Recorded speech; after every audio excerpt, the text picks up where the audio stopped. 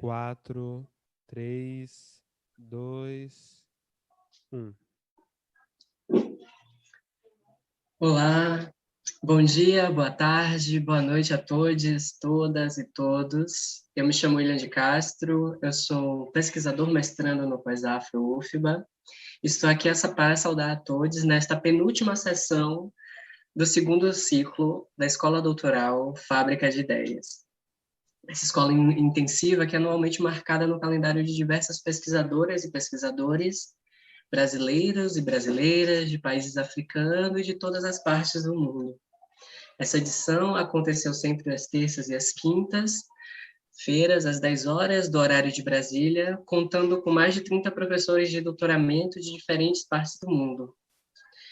O Fábrica de Ideias realiza Fábrica de Ideias carries out this event partnership with the graduation program in ethnic studies, ethnic and African studies from the UFBA, the graduation in anthropology of UFBA and the Campinas University, the graduation program in public policies from Maranhão, and the Africa Multiple Cluster of Excellence in the University of Baqueiro.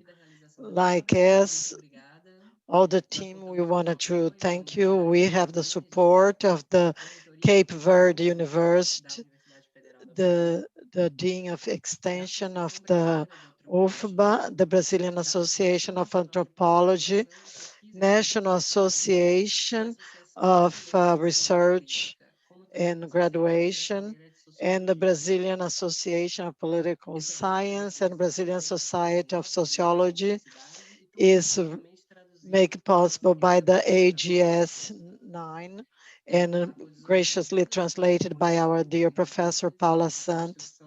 To all people involved in the construction of this event, thank you. And to all people who are watching us and sharing their time, thank you very much. We inform again that we need 75% of presence in the course to get the certificate. You can put your questions in the chat, and I ask always to make questions and provocations to think together these complex issues. And today is the last session of the mini course Epidemics and Pandemics, Past and Present, Some African Cases, to be taught by Professor Valdemir Zamparoni and mediated by Professor Dr. Fábio Baqueiro. I thank you all for your presence here. I would like to also inform that the next Thursday is going to be the last session of this cycle. And in the last session, we are going to have the launching of ebook that was a product of the first cycle of lives. The ebook, it looks very good.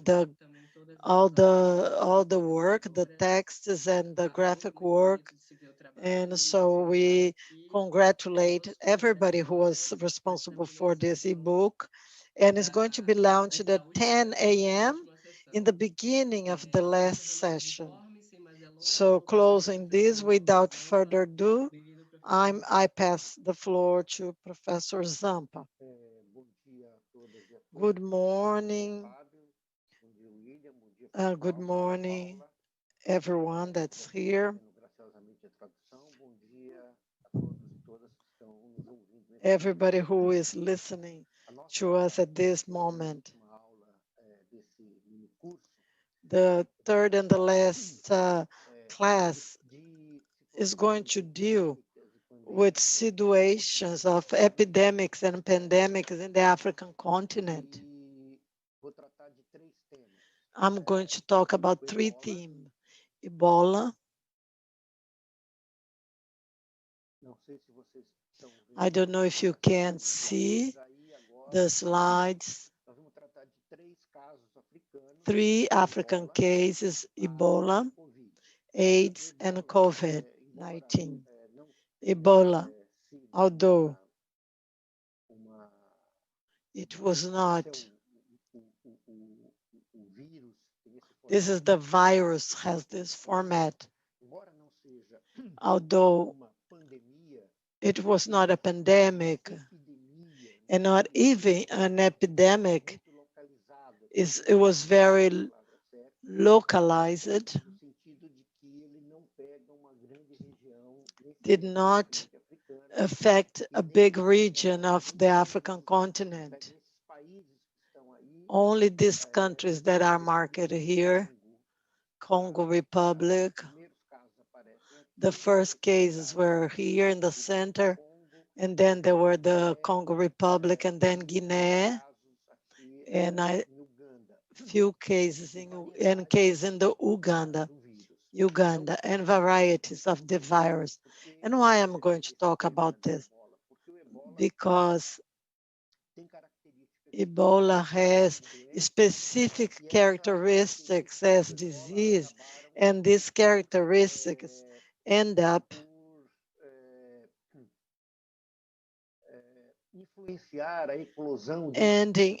ended up influencing the rise of many interpretations of these kinds of disease narratives that are going to be present also in the two other epidemics, and then epidemics.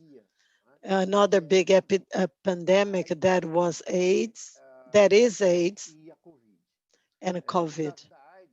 In the case of AIDS, I'm going to talk very briefly one place, which is a reading of Islamic countries, which are the explanations, because we are used to talk about AIDS in the universe of Christianity and Western world, and not as much in the Islamic world. So I'm going to take a Islamic African country, Kenya, but particularly I'm going to talk about South Africa. That's the country that had the largest number of the biggest incidence of AIDS virus, but the presence of the virus and the disease AIDS has provoked a broader debate in the contemporaneity about the relation between the state, power, sex, disease. And then I'm going to take COVID, centralizing, particularly in Tanzania, that in a certain way relocate certain terms of this discussion that happened in 1990s in South Africa.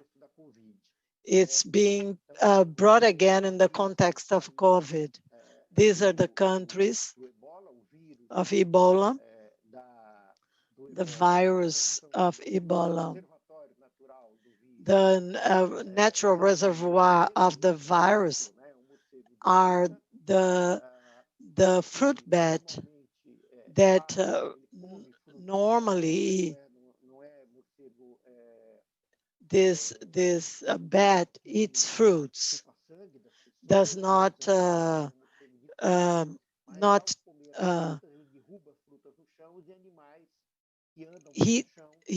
this bat does not take the blood of the animals, but when they bite these fruits, and they drop the fruits, some of these animals eat the fruits,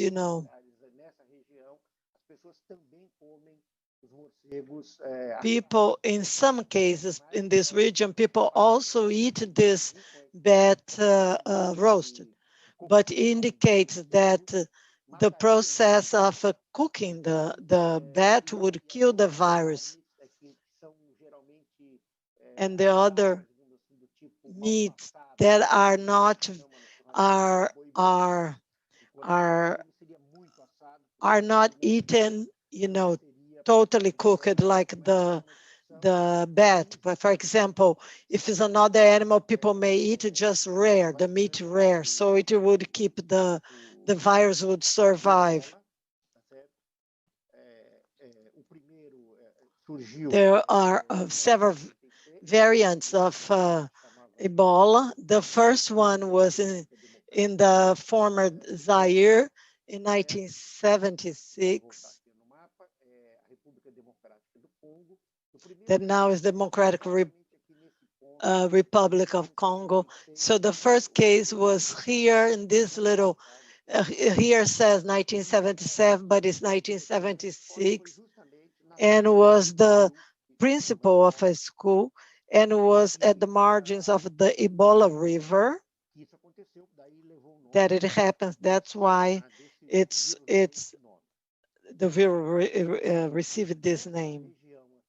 In this region here, in this first outbreak, in this micro region, these were 318 cases with 280 deaths. So the mortality rate, 88%. Later in the same year, there was another Ebola virus in Sudan, but these were isolated cases.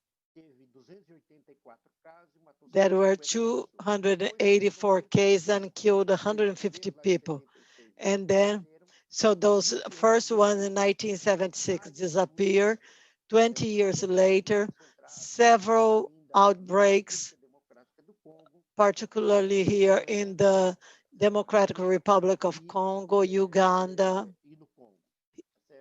and Congo. The biggest outbreak was in Guinea, in the Guinea Conakry. That's not the Guinea-Bissau. There were few isolated cases in Guinea-Bissau, but it was not relevant. But it has started in Guinea, Conakry, but the most catastrophic situation was Liberia.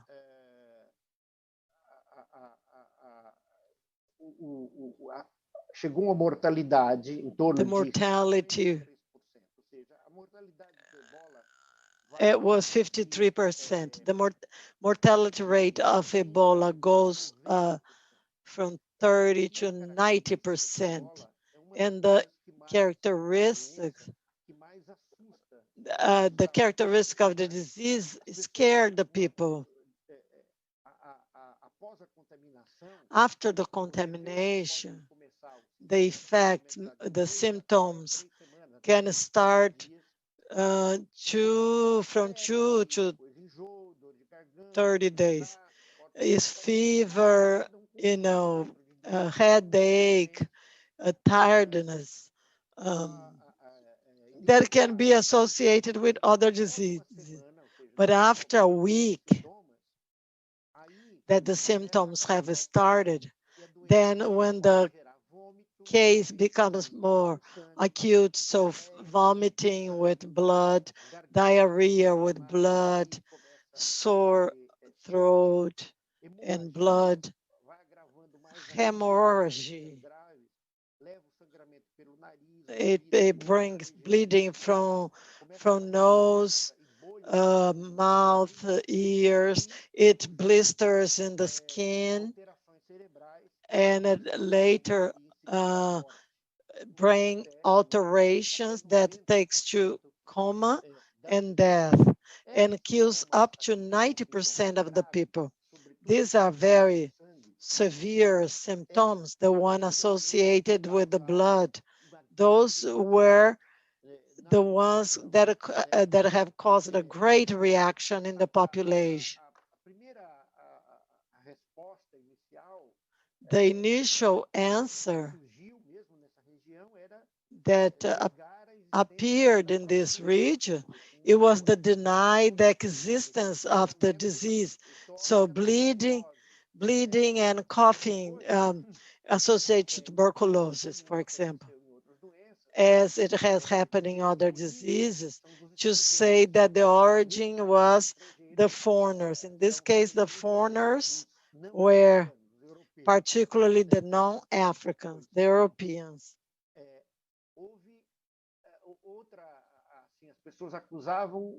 And also people accused the government.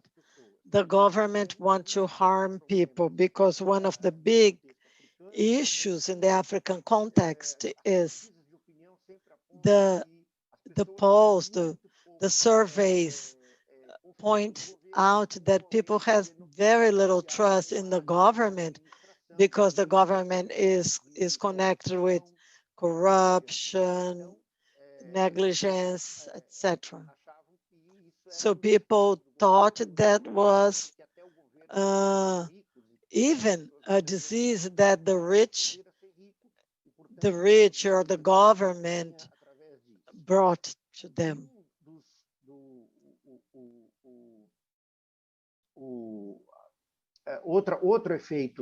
Another immediate effect, that's not an explanation, is that the disease, due to these characteristics and this blood expelling, these manifestations with the blood, that the characteristics that involves blood and hemorrhagic, people had a great stigmatization of the people with the disease and even of the people who survive the disease. So I'm going to explain some of the theories. That is what interests us to think about the other epidemics. One of the theories said that the US fabricated, manufactured the Ebola. A former professor of Uranos, a former professor of a Liberian university. He was American, North American from Delaware. He sent a letter to a paper in Nigeria accusing the American government that American government with support of Canada, United Kingdom, and France, and also the involvement of WHO and United Nations would have manufactured the Ebola as a virus genetically modified, because we know that since the First World War, Army look for, they look for bacteriological elements to use in the war. So he wrote that Ebola was a genetically modified organism and was being manufactured by them and tested in Africa as a biological weapon, under the pretext that they were vaccinating against other diseases like smallpox, and through the vaccination they were spreading the virus. The thesis and the arguments is based in a famous adversary of the vaccination that reappear now in the case of COVID.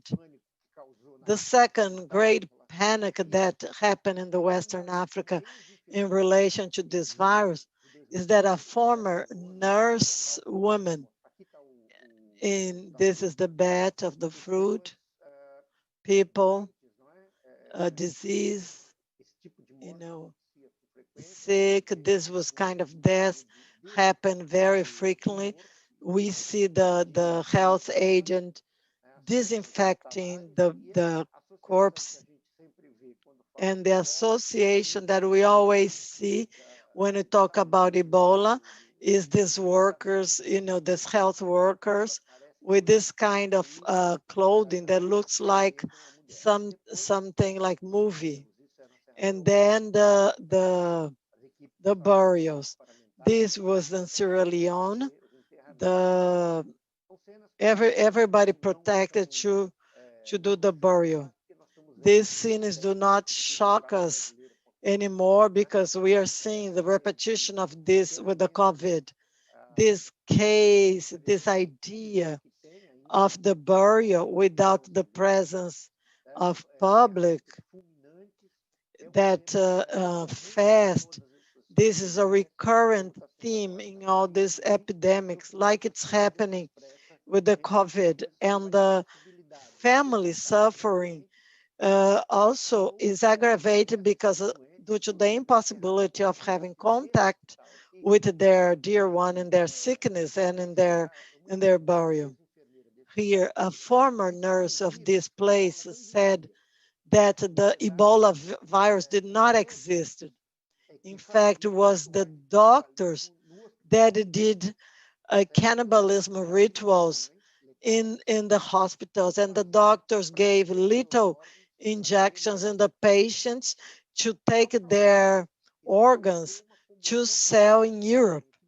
So when she said that, it became it was a real fact that she said, a nurse said that, is documented that this has caused a local commotion and increased the lack of trust in all the medicine and particularly the hospital.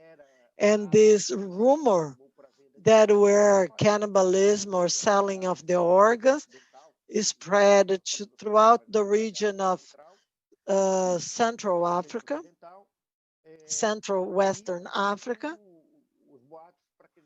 and therefore, and the rumors to believe in the conspiration theories. In some places, police had to keep the hospitals, block the streets that would give access to the hospitals, because people were threatening to burn the clinics, the treatment center. In many cases, they came in the hospitals with weapons and would take the patients that were there, patients that family had agreed to hospitalize, they were taken by force. In some places, for example, in Guinea-Conakry, happened that the residents blocked the road blocked the road and burned bridges to avoid the entrance of the health professionals. International Organization of Health of Medicine Without Borders, they had to withdraw their teams because they were attacked. There are reports of health workers that before this they were very proud of their social status as worker in the, they started to hide their profession and not to dress with the characteristic clothing of the profession, afraid of not just verbal aggressions, but physical aggression. And the great, another explanation that also was given, I think I mentioned before, is the conception of disease that people has, because the conception of life that I know is that the notion, the idea, the life has to be naturally, be born, grow up, mature, age, and die. It's all in the natural rhythm.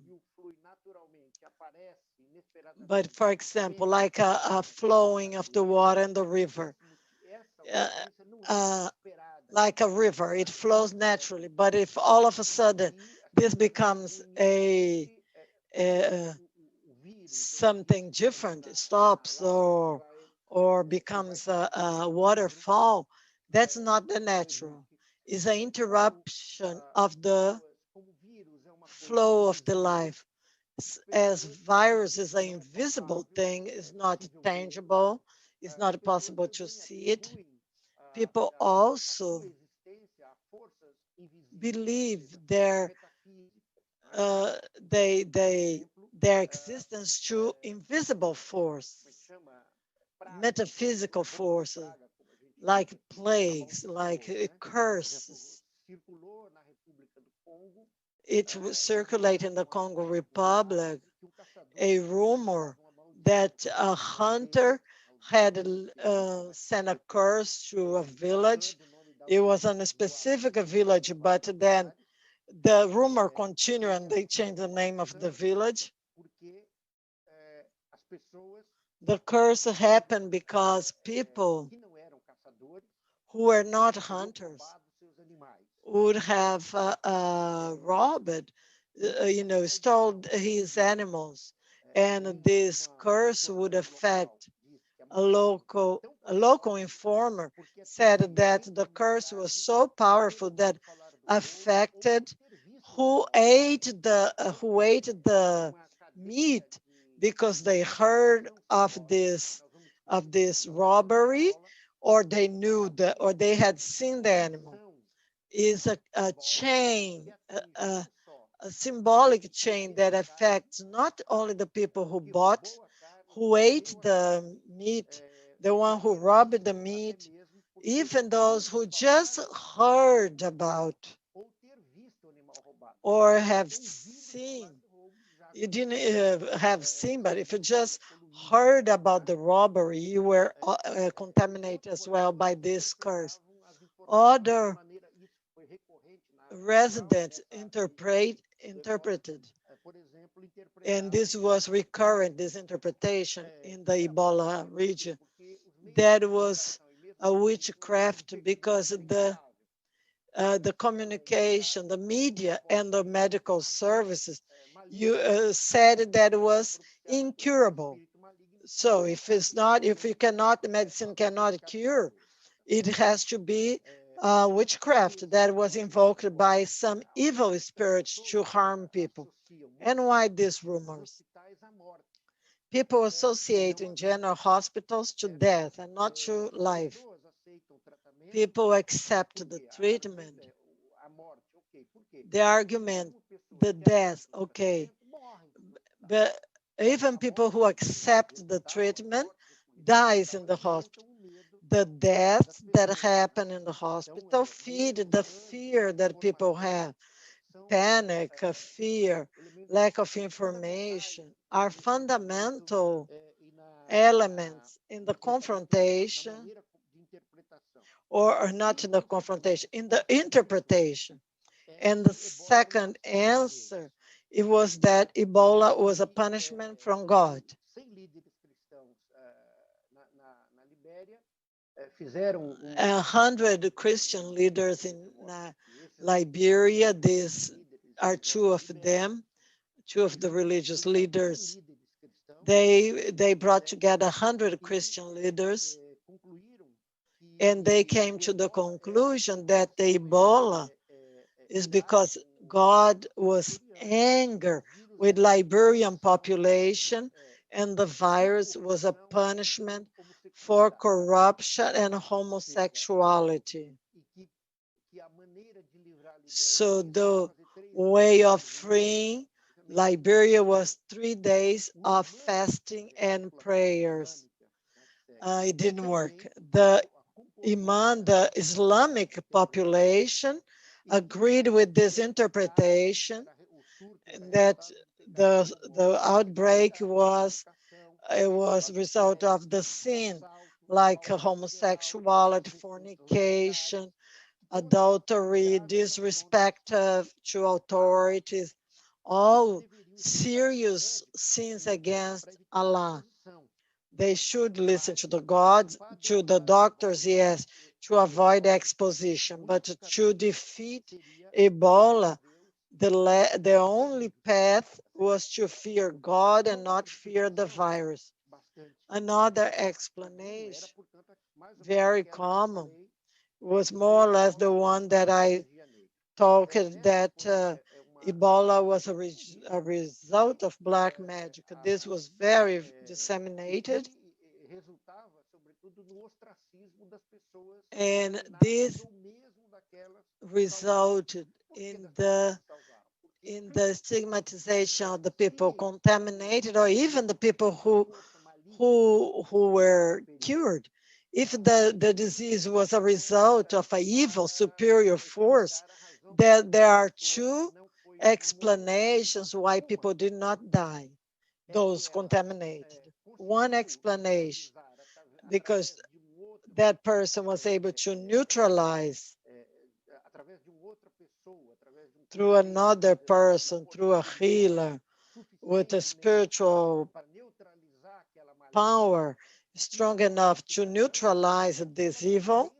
But another explanation that that person became an ally of the evil forces to survive in charge of doing some more evil. We know this narrative when we talk about pact with devil, that people do to obtain material gain, success, and then the evil, will collect later. So this is associated with the same idea. In Guinea and in Sierra Leone, there was another explanation, was that the virus started with a snake. So one woman brought a snake in a bag, and as soon as people looked inside this bag, this person died, and this snake escaped, and this snake poisons the people. This is very interesting, that the format of the virus, it reminds us of a snake. Besides that, the snake, as I said already in other class, is associated to a symbology, including a Christian symbology, and that these Christian churches spread this idea in Africa, the idea of the original sin. So the snake took the man, removed the man from the Eden. So by tempting the man, and in the local societies, people are afraid of snakes.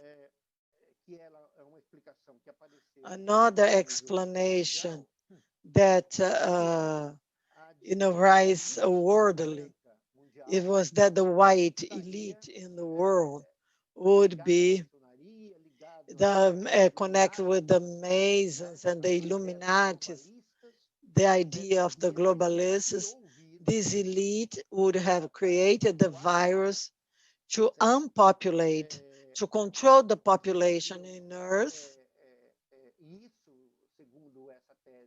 And according to this thesis, also environmentalists were connected with this, so the world would have a more manageable population. So this would be a world plot of the new world order. Environmentalists, globalists, the Illuminati from the Middle Age, the secret society, and the goal of this plot was to eliminate, to get rid of 5 billion people of the world, to create a more manageable context for the environment. And this was a result of 3 methods. They would create hungers,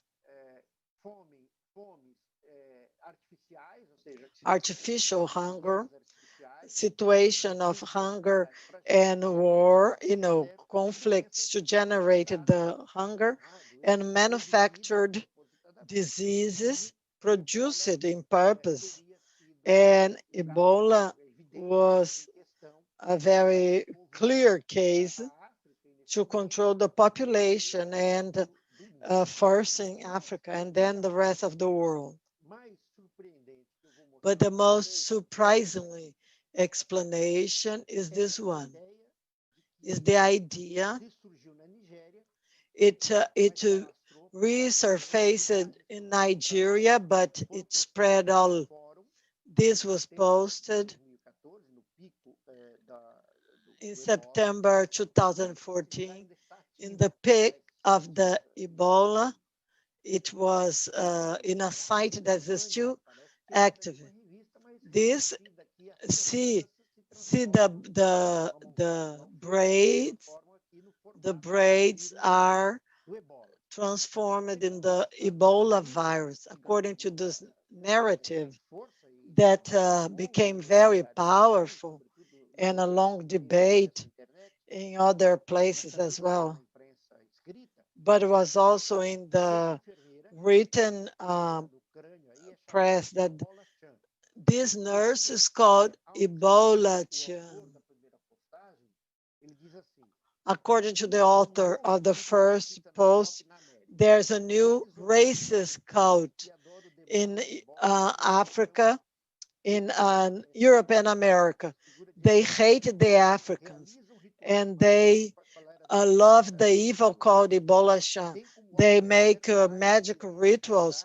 They have as a target a certain area that they wanted to infect, and they make blood sacrifices to this goddess, and they eat the heart, and in exchange for that, this goddess spread Ebola all over Africa, and the doctors infected the victims with the virus when they vaccinate, when they are pretending to treat. You can see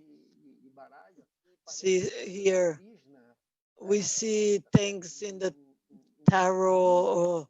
You see we see a black candle. Here, the blood, theoretically, you can see the skull with the blood. Here, another old medieval painting in the back. It looks like those associated to the Black Plague. A mask that I don't know what means, but a Western African mask, you know, a sword, bullets. Here, the tarot cards, the figures of the blood. See her image here with a Catholic saint. This is that saint of the Mexico angel, angels in the top, and an angel or saint upside down. And even this association of the Ebola with the Judaism. This is the Star of David.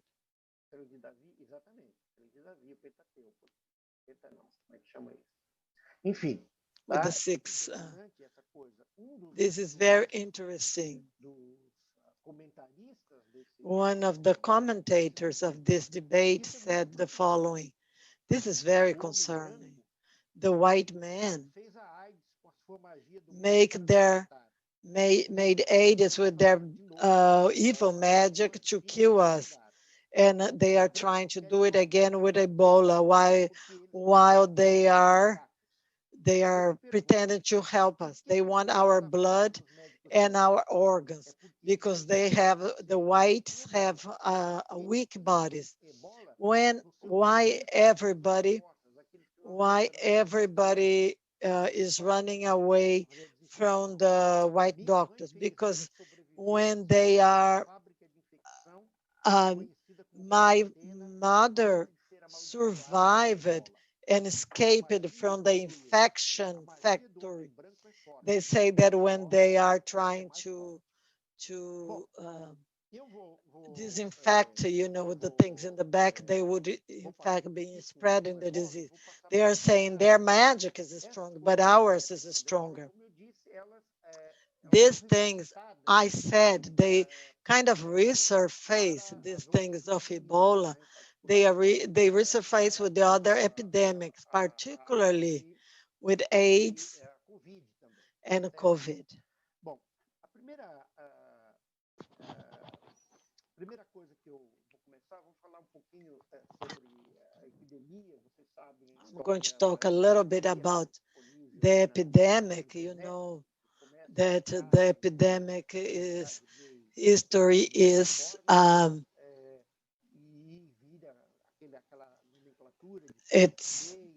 it becomes the gay plague, etc., etc., and slowly this change, and because other communities and also heterosexual community start having the disease, and then there's not a doctor, a medical association between gay community, a particular male gay community, and the disease. But to change the medical interpretation does not change the relationship that the society has. This doesn't change because the symbolic universe, their change is much slower than the real conditions of existence of the existence of the disease. One study that I saw that they did in Kenya, among Muslim populations of Kenya, much more in the coast, how the perception of the youth, the research was with youth, men and women, and the religious leaders of Islam about HIV and AIDS, mixed facts and concepts of different interpretation. Participants identified as cause of AIDS, the drug abuse, and the sex before marriage as a key factors that contributed for the risk of infection of HIV. The symbiotic relation between the religious leaders and the youth are mixed. Both the religious leaders and the youth make a certain scientific interpretation that is through physical context, but it's generally a moral interpretation.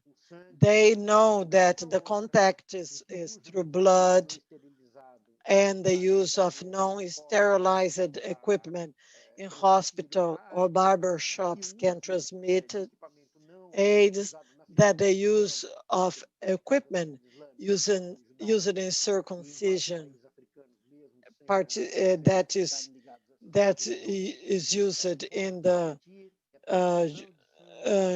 Judaism or Islam, the blood transfusion, and they knew that it could have the intrauterus transmission. But they know they understand that. But the explanation is that is a virus manufactured by scientists, and they tested the virus and didn't find the cure, and was created in laboratory. The lab is always in the US, in American lab, for use with the enemies to increase their supremacy and their world control. Another explanation, tourists brought the disease to Kenya. So another time, the association of the disease with the white man and the foreigner. And that the homosexual have a very important role in the existence of the disease. And another current explanation in the Islamic community, both in the youth and the spiritual leaders, is that the sex, when it's practiced, sexual intercourse with animals and adultery, and what's called the illicit sex, there's an explanation. In Islam, you cannot theoretically have sexual intercourse before the wedding and or with married women, and due to this, to the dissemination of this practice, God was punishing people through using the disease. And this discourse of the marriage is stronger in the spiritual leaders and not in the youth, of course, because the spiritual leaders are older. The young people, they answer that the lack of what to do, the idle time takes to drugs, and then it takes to that. But they talk about unemployment, lack of extracurricular activities in the school, so they have a lot of idle time, and the poverty. Don't let them find a job and go to the university, because the university is private, is paid. So all of that generated this idle time that brings the drugs and facilitated for the uncontrollable sex and prostitution. It's clearly that what they refer to this idle time is the lack of life perspective, and it has to do with public policies, poverty, lack of public policies for social inclusion, for education, etc., etc. The use also points out that one of the reasons why they have to go to the prostitution, the drugs, has to do with the high cost of the marriage. Is a system that in Mozambique they call lobolo. The money, the value that the groom has to pay for the bride. Another thing is that youth and religious leaders is that the poverty, leads to masculine migration. So the sex is the main reason for AIDS, but the main reason to have AIDS is because the youth, according to religious leaders, they are doing immoral sex, and they are in drugs. And the final explanation in this universe that's divine, almost every disease or all the diseases are curable except this one. So that is transmitted through sexual intercourse. If that's how it happened, if all are curable, but this one, this can only be a result of a life condition. I'm talking briefly about Kenya, but it's just to bring to your attention that certain arguments are recurrent, independent of a specific local explanation. The idea of the relationship with the intangible, the invisible, that is associated with a supernatural power that comes from God.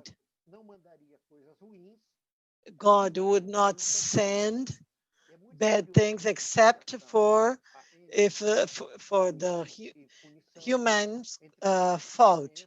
It's very common, this association, sex and punishment, sex and disease. This is very strong in South Africa post-apartheid. The first case of AIDS in South Africa was in 1982. A homosexual man who came from California, white man,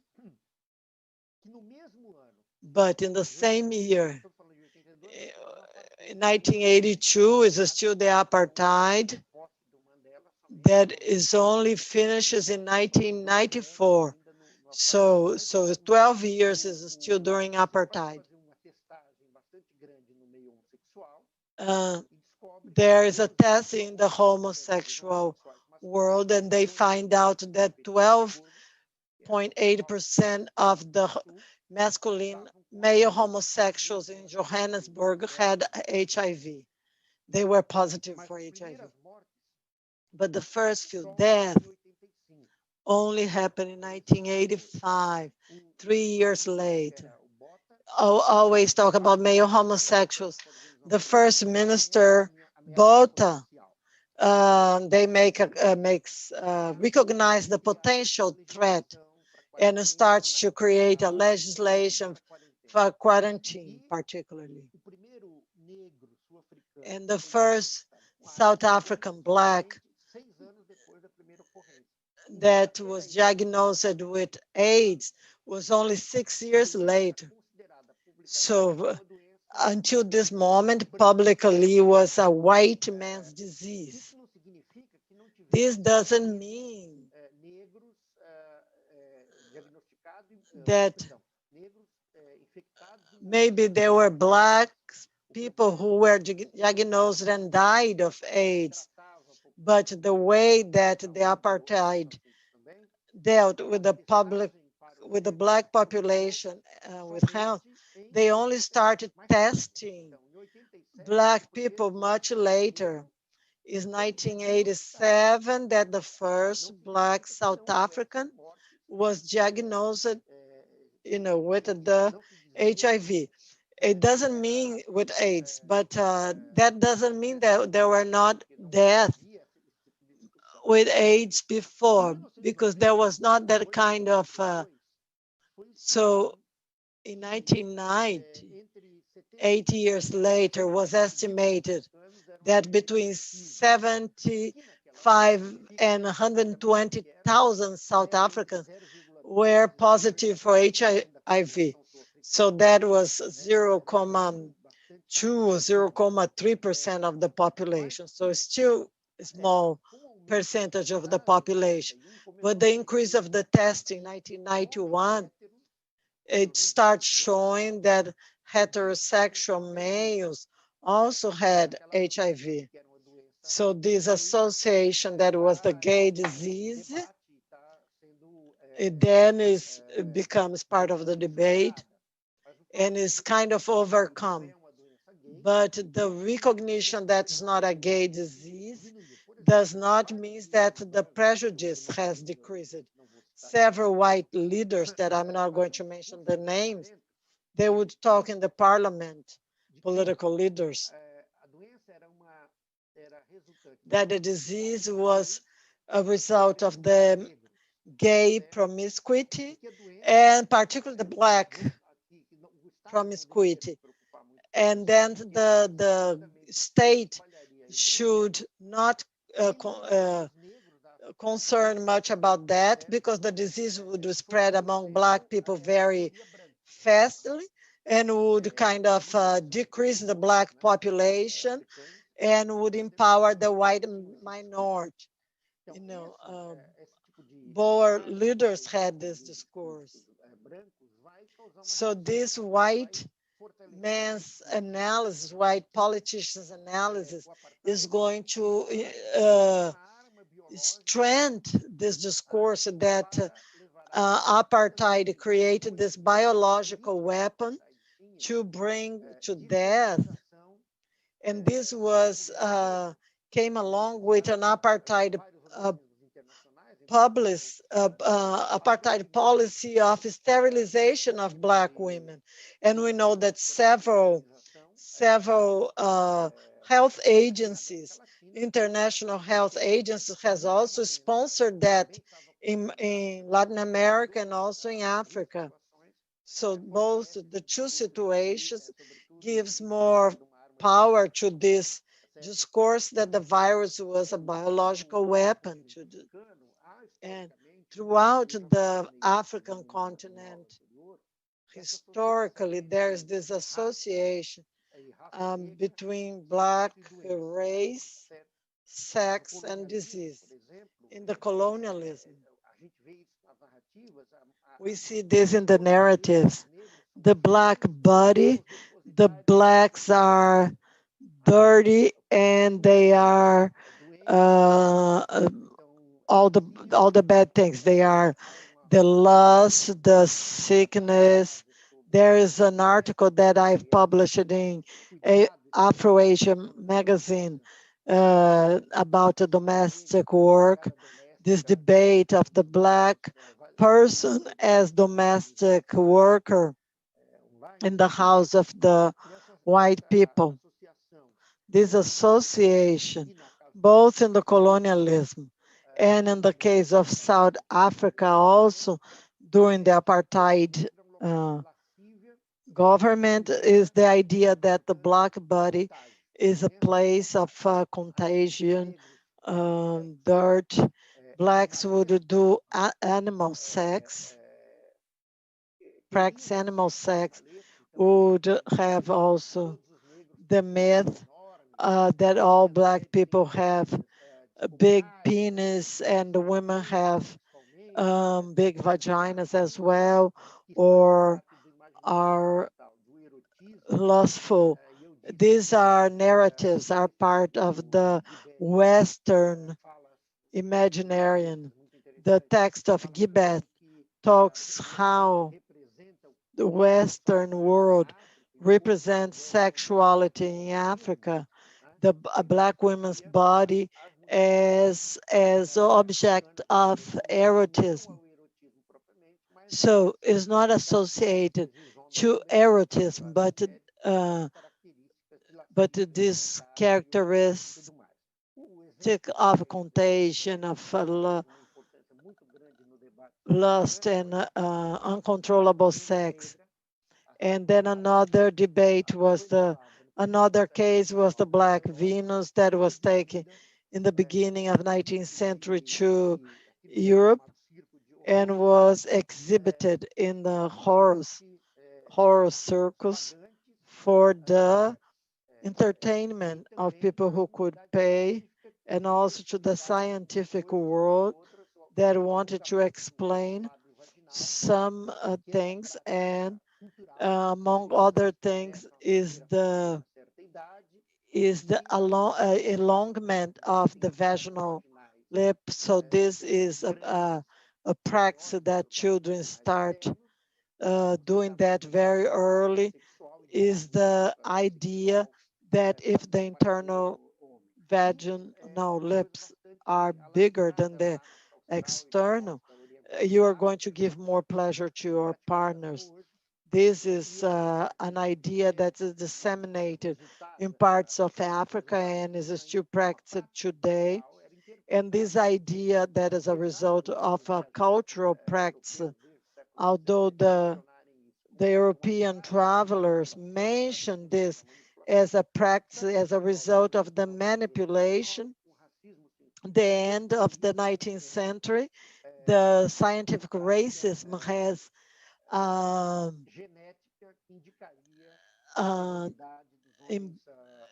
included that as a genetic practice that would be part of all Black women. I think that the move is, there's a movie about the Black Venus, there's a movie about the Black Venus that is in YouTube, but it's not just the women. But when I talk about the relationship of colonialism,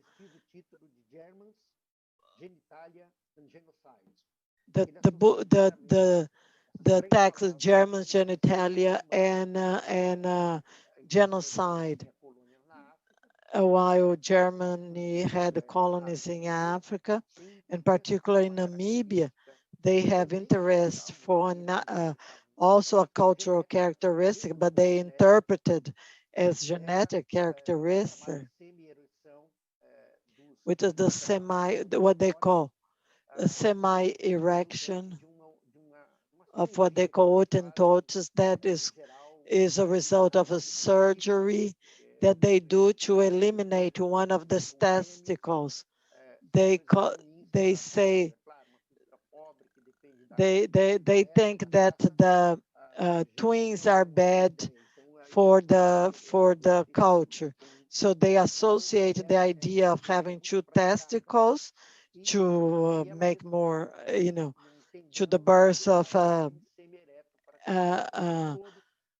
of twin kids in a poverty. It was not so.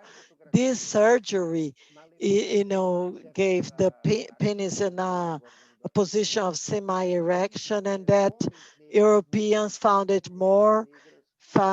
very interesting. And this article has a lot of pictures of a naked black man. The text of Borg is not in Portuguese, but I think I can send the link to this text of the Borg test that I have. During the apartheid, that there is a strong sexual repression during apartheid. These themes were not permitted publicly, and also the sexual violence. The sexual violence was a private issue among the blacks or even among the whites, never became public, and the state would never interfere in themes of sexual violence, not even with the white people. So, and less with the blacks. The reading was like they are animals and that's how they do it.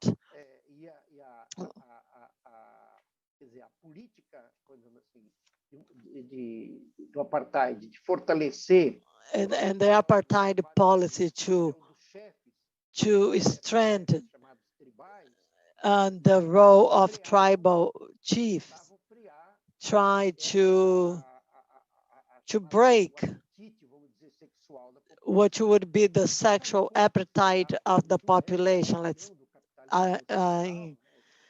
in quotes. So South Africa becomes the pillar of the Western capitalists, particularly with the finding of gold and diamonds in the regions. There is a great and accelerated urbanization because the countryside is very impoverished. What's the literature called distribalization? So it brings people to the cities, and the cities would be a focus of promiscuity. The black poor people are going to come to the city and live in the ghettos, in the peripheries, in the most distant and crowded places. And this brings promiscuity, moral decadence, sexual and moral degeneration. And again, in South Africa, they have what's called the sanitary syndrome. Let's clean the territories. So the legislation of housing, there are the spaces where black people cannot live, and so blacks are prohibited of coming to certain areas. In this, they have to stay in the townships. E também isso eu escrevi artigo, acontece a mesma coisa em Moçambique, a limpeza do espaço urbano. Eu escrevi para This also happens in Mozambique.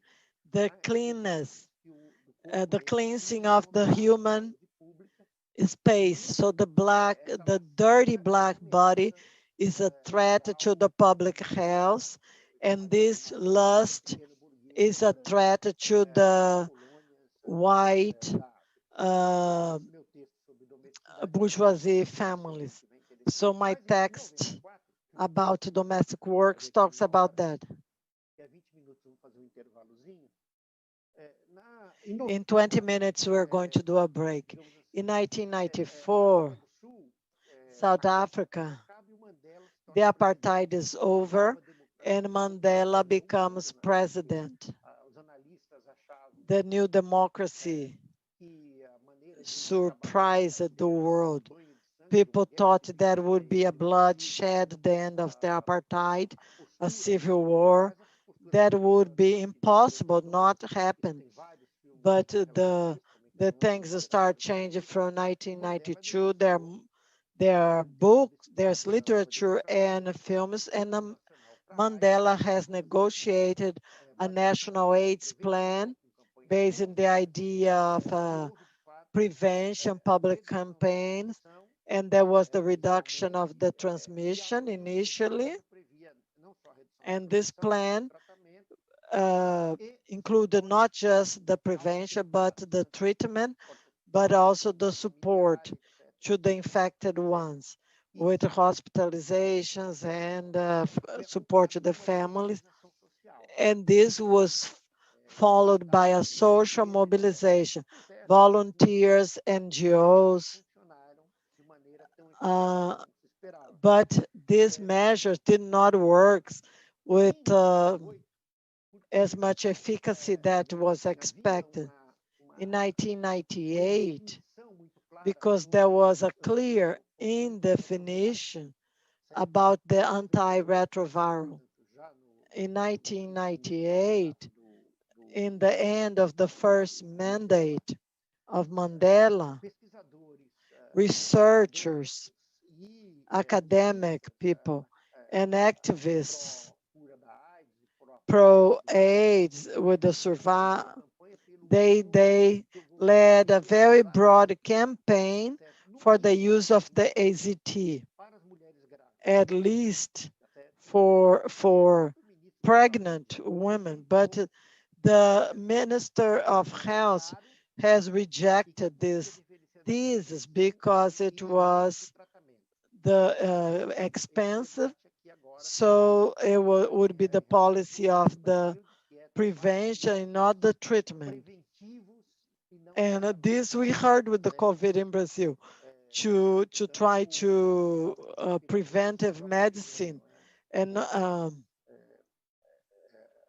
that we didn't need the oxygen, etc., neglected that. In 1998, let me go back here. This map of Africa, we can see here the data of population, of the infected population. For example, here in South Africa and in Botswana, Lesotho and Swazilandia,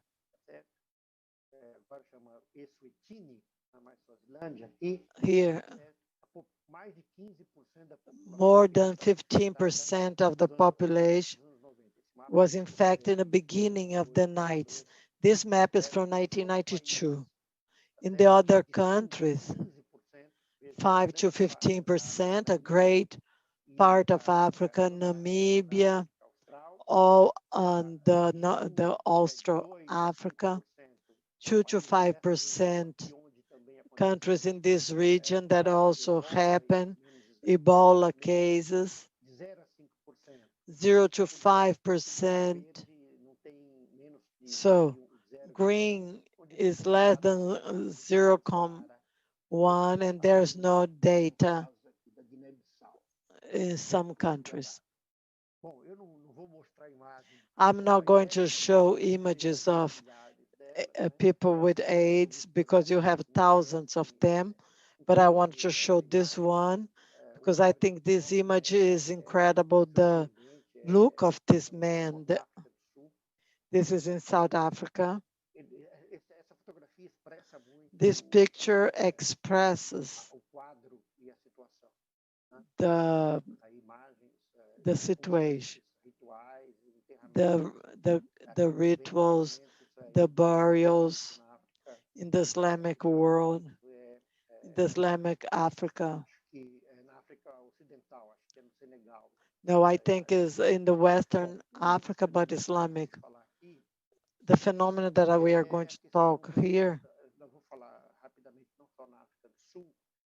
that we're going to talk not just in South Africa, but the general impact of AIDS in Africa, that is the death, since it's a disease that's sexually transmitted, and in fact, it infects more the people who are sexually active.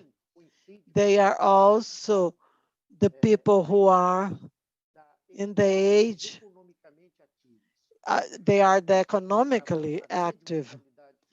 The great death by AIDS brings a great rate of orphans. Some years ago, I read an article, but I couldn't find, but in Uganda, several villages in the countryside, the children under 14, they had no adult at all, or half a dozen of elderly people, very old, that were not able to manage the agricultural production or the education of these children. In society, that the education that it was passed orally intergeneration, because not all of the kids have access to the school. So all the education that comes from the family, values, behaviors, it disappears because you have not the chain of the transmission of the ancestral practices, and the children are on their own. So it's the formation of children gangs that is led by children. This has happened also in the Western African Liberia, in Sierra Leone, and they became labor for these guerrillas. This is in several movies, although they never explained that this is a result of AIDS. So the number of orphans are amazing. So these are statistics that you can see in the sub-Saharan Africa of the quantity. This statistics is only until 2007, but you see millions. In 2007 was 11 million orphans as a result of HIV, 70,000 new orphans a year. 80% of them are orphans of AIDS that live with one living parent. So all these numbers that you saw here. This is something that's going to affect strongly South Africa. People say in the African societies, the idea of community, of solidarity, this works in the rural areas, but it doesn't work the same way in the urban area. And besides that, in the areas that AIDS were devastated, thousands and thousands of parents, uncles, aunties, everybody who were productive. There was a situation that these all died, and there was a situation that there was nobody to oversee these kids. In South Africa, still in 1998, is created a very strong organism that's a kind of a front, a campaign called Attack, Treatment and Action in the Attack, that demands the distribution of AZT, the treatment, and the campaigns of education campaigns. And this is going to generate a big conflict with the government, particularly the government after Mandela. One of the trademarks of this campaign was to assume that people, to admit that people was HIV positive,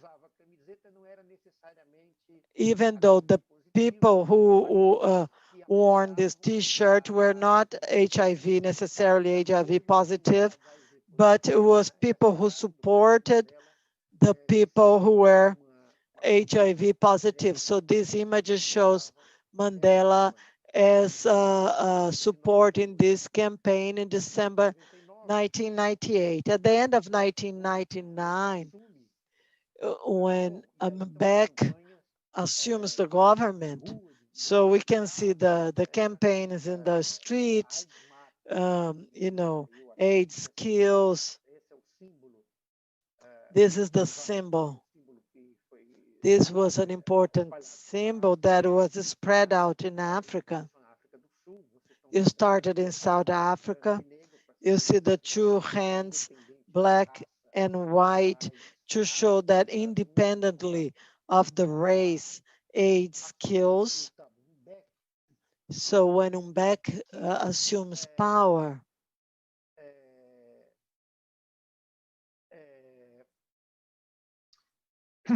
and he takes over, this is an irony of a famous South African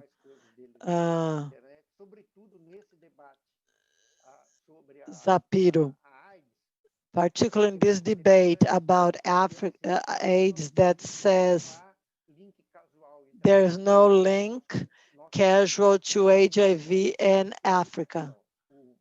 And we agree. O gabinete, não, o conselho que ele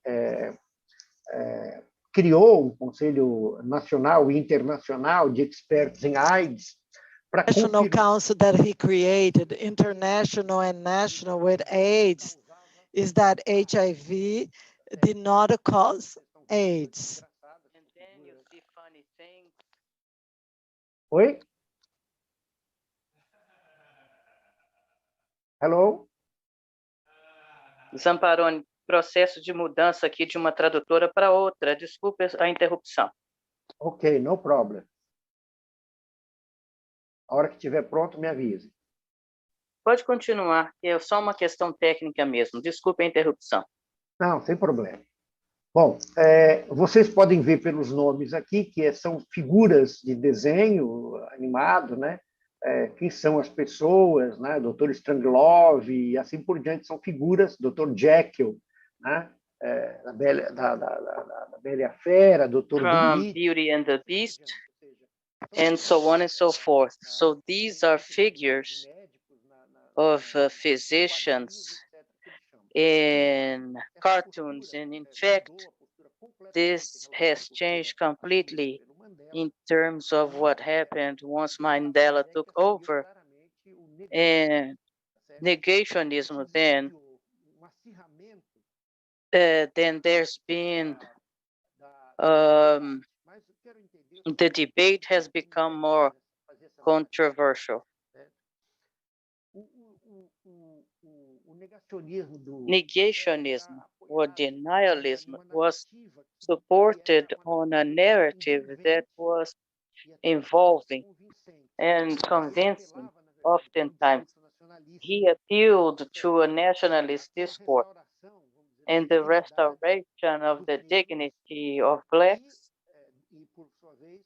and on the other hand, the Black Party, because the Black Party was always associated to those elements of disease and promiscuity and exacerbated sexuality. And once that association sex and AIDS or dissociating it. He was trying to strengthen this narrative that this association was made by colonialism and white people, and that the true freedom would go through the freedom of the bodies, and it could not be associated to that disease.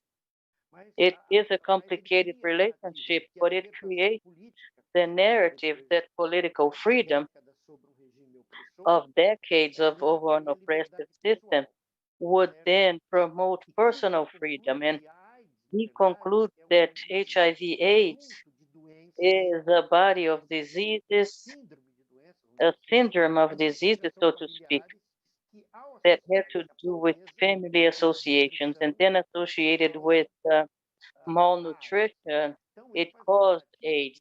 So his narrative is that the reason for HIV/AIDS, the existence of HIV/AIDS is associated with the poverty and capitalism, particularly amongst the Black population, and not sex relations per se. Obviously, his thinking has a bit of a foundation of truth because the worst conditions of existence and all of the epidemics are more impactful.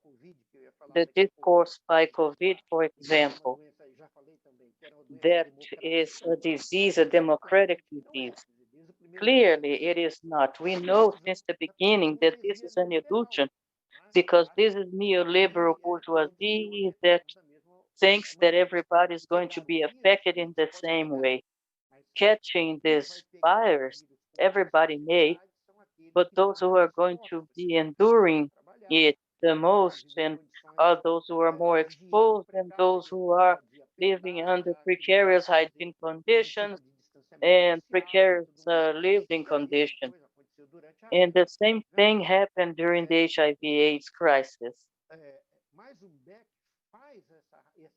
But Thunberg makes this reflection that the disease is a body of pre-existing diseases that associated to poverty and malnutrition are heritages of the apartheid regime, and that a new democracy, there hasn't been wealth distribution and expropriation of the companies in the hands of whites, and then the Black population continue to be impoverished, and it emerges as a addition of diseases. And in this thinking, Umbeck pen goes against these movements, those who are asking for medication and healing these diseases and distribution of condoms. And then he avoids that.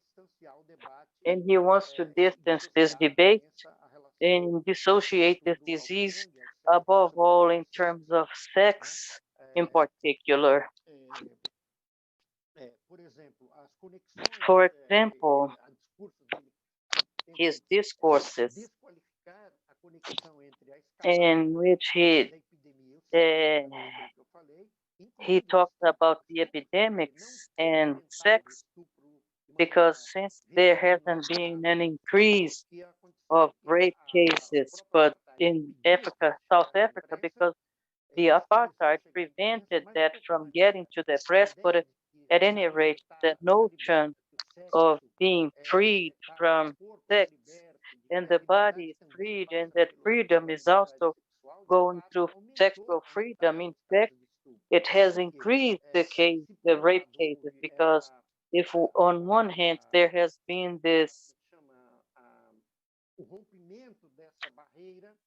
break, this rupture with these barriers, on the other hand, society continues to be patriarchic, sexist, and therefore that means an increase in sexual violence against women, above all rape. But according to Umbeck, The debate around these issues have actually lied on these racist interpretations that I have commented about in terms of Black sexuality.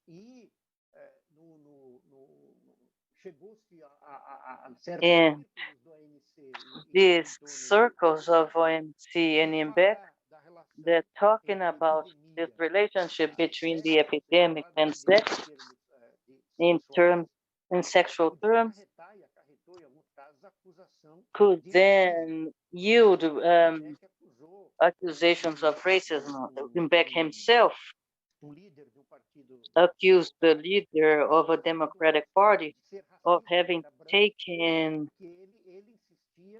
because he being racist, because he insisted in broadening the healthcare coverage,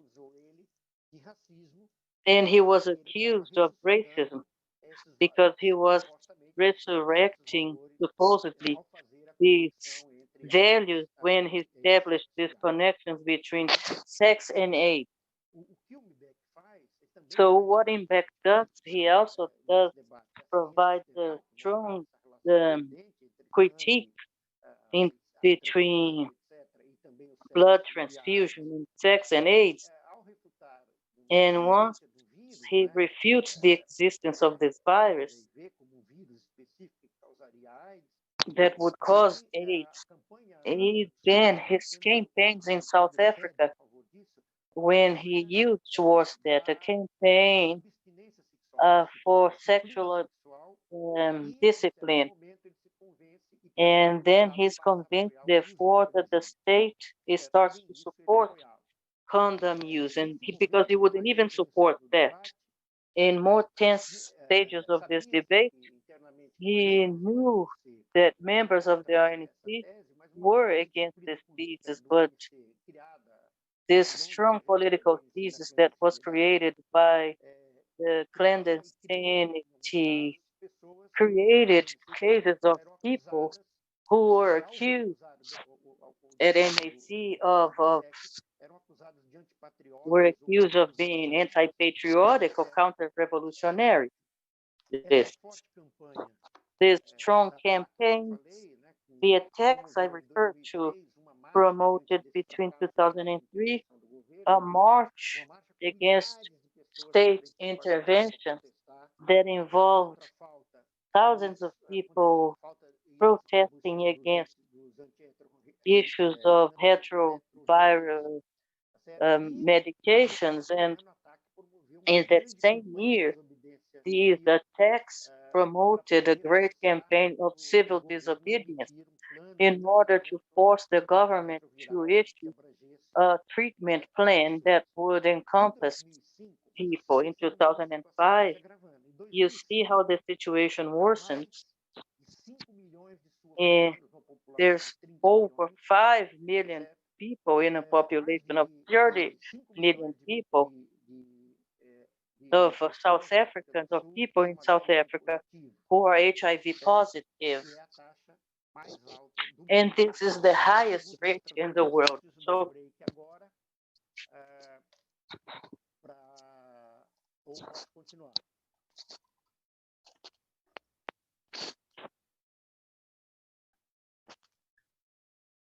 Bom, vou continuar aqui, tá certo? Na altura, mesmo em 2005, even in 2005, the government maintained or started to develop, aside from these negationist discourses, the notions of alternative treatments. And these alternative treatments also were surrounded by a narrative of South African pride. We don't need to depend on these white people. We need to this is an anti-African stand. It's an imperialistic stand, and hence we need to promote our alternative treatments. For example, the Ministry of Health promotes national campaign o consumo diário for the consumption of garlic, beet, fruits, and lemon for HIV positive people as alternatives for treatment. And they stated that the national narrative was that AZT and other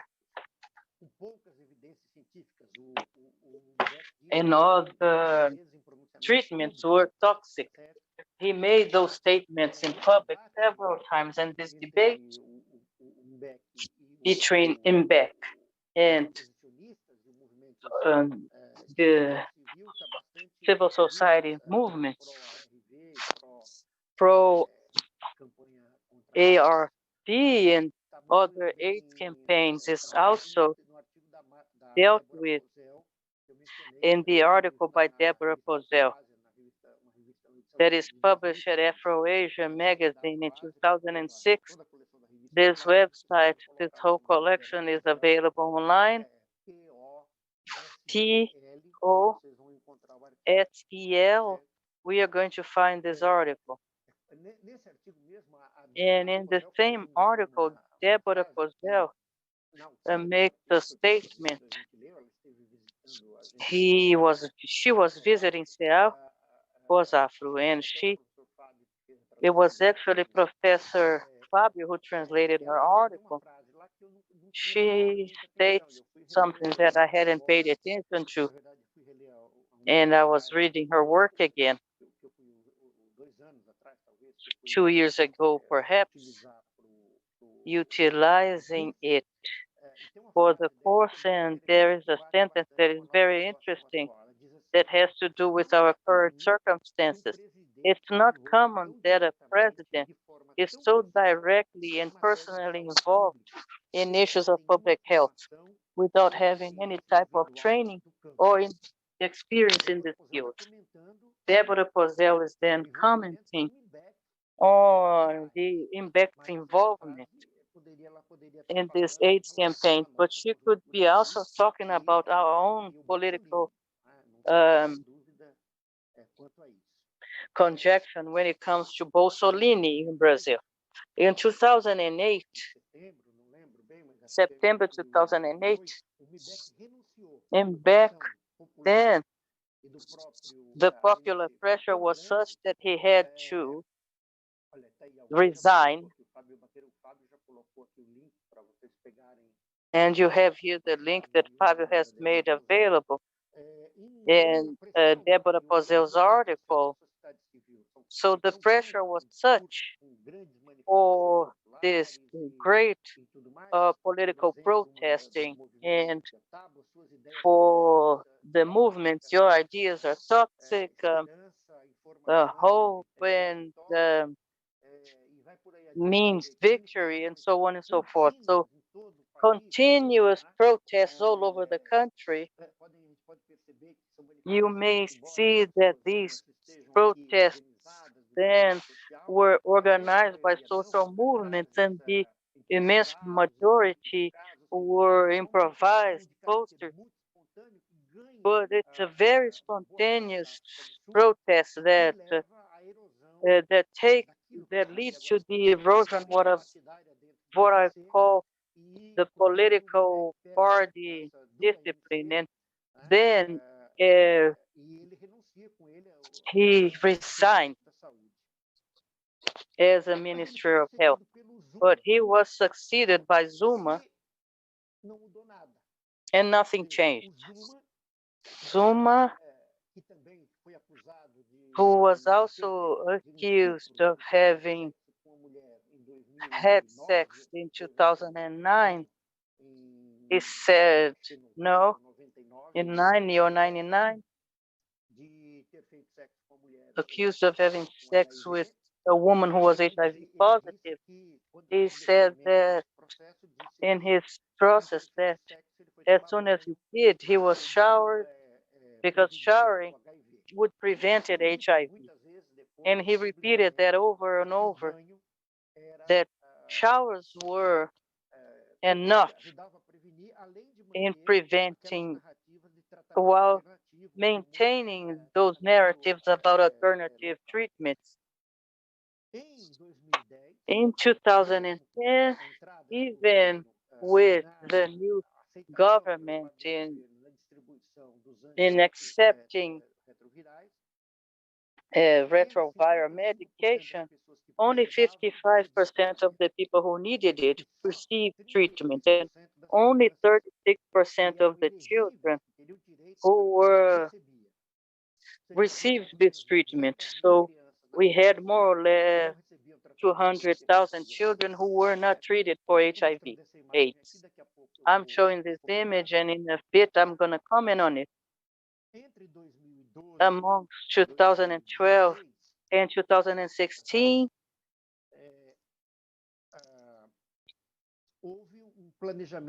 there was a planning in light of the social pressures that were more effective. The treatment was also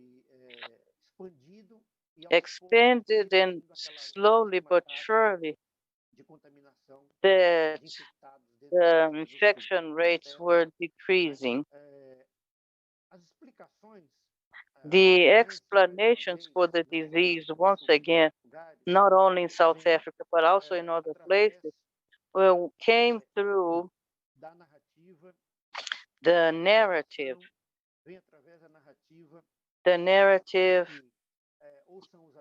that it's either the Americans or it was the apartheid of the pharmaceutical industry, or white people are then organized in order to take back power, or emerged also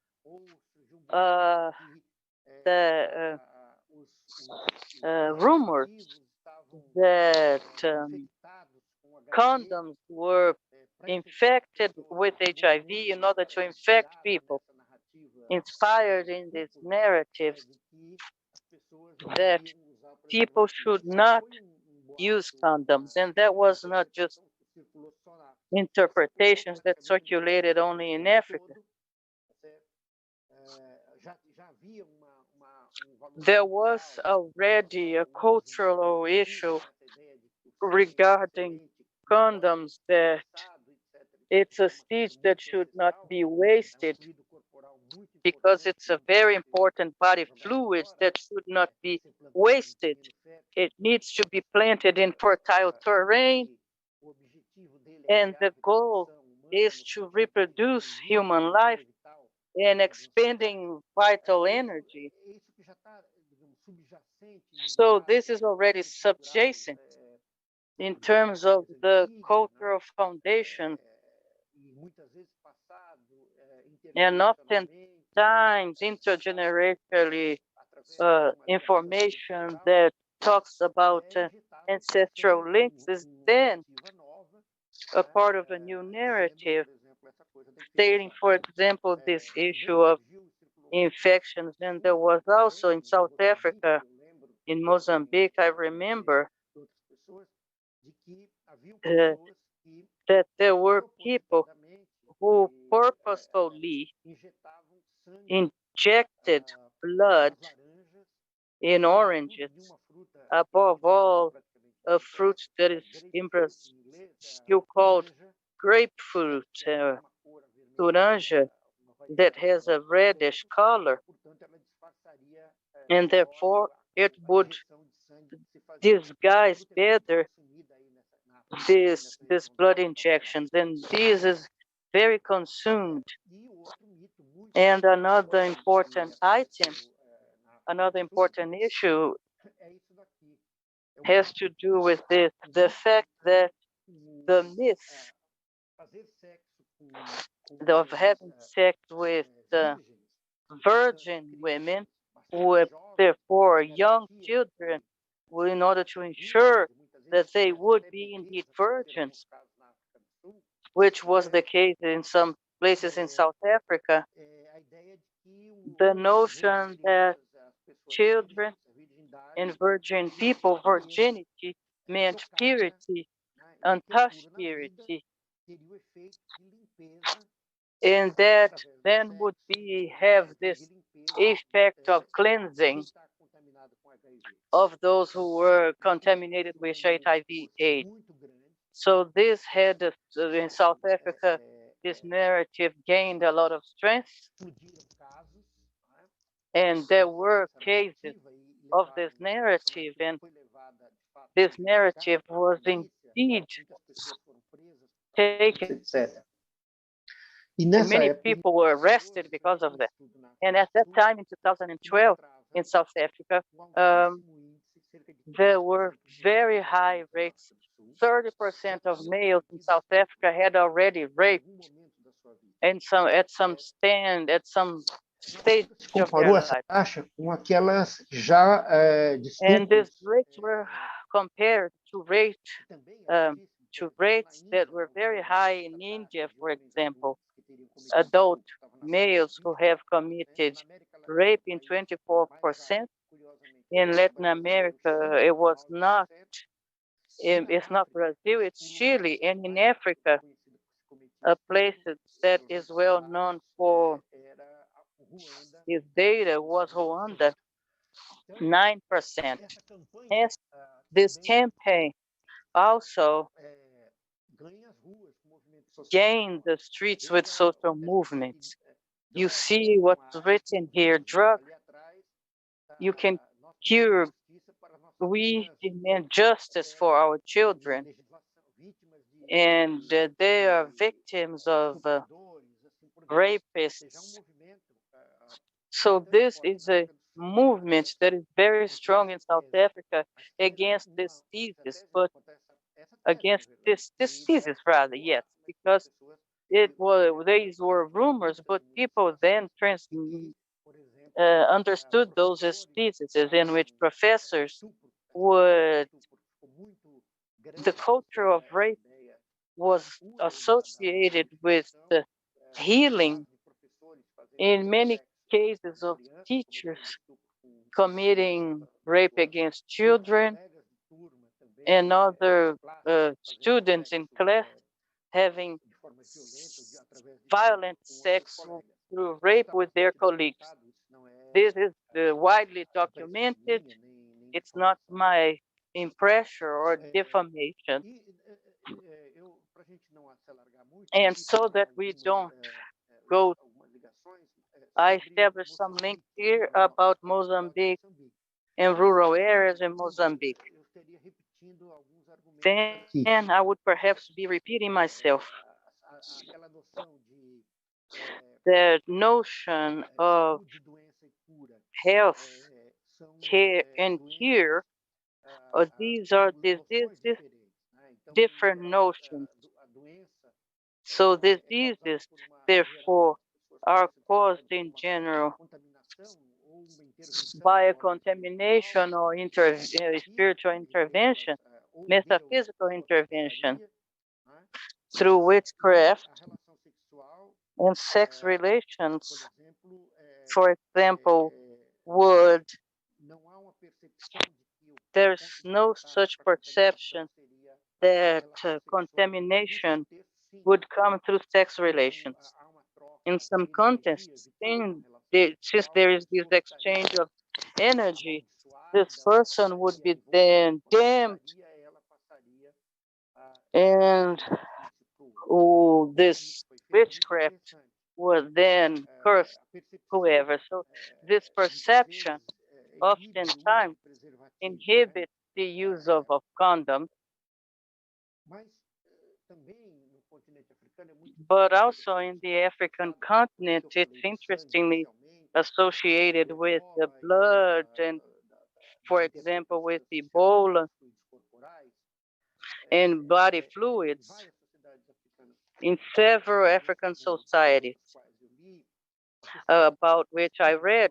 People may not, for example, wherever people spit on the ground, they have to vanish with that spit, and through that spit, people may be then catching witchcraft and get killed.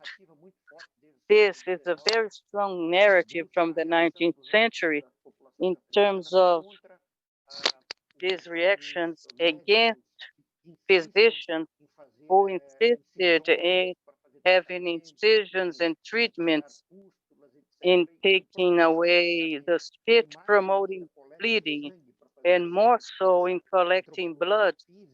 This physical anthropology, colonial physical anthropology, colonial, queria coletar sangue para fazer correlações entre tipos sanguíneos, collect etc. blood to do correlations between different blood types and genetic research and diseases and social behaviors. There is a big fear in the people, and I described this in an article that I have an article in the Mungini journal online.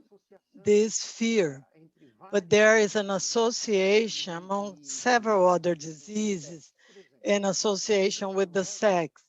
For example, the tuberculosis is a disease that's interpreted in the East Africa, South Africa, Mozambique, but also Angola, is interpreted as a disease of sexual origin, as being a punishment for those who practiced sex with women who were in situation of expelling blood, women with their period, or women post birth, women that still would have be in the situation of expelling the body fluid, this blood, because tuberculosis also leads to, in a certain stage, in expelling the blood. In a similar way, the associated idea, and another disease that it's associated is the hydrocele, the water in the testicles. People also associated that to these taboos of sex or sex adultery. Hydrocele means the retention of a body fluid in the testicles that would be directly to punish the sexuality. So people are really afraid of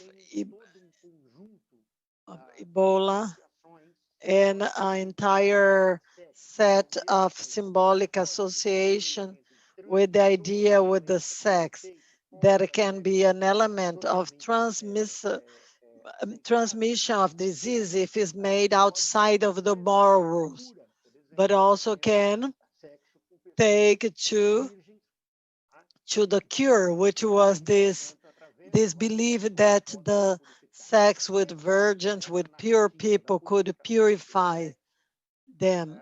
This narrative of purification through the sex and through virgin.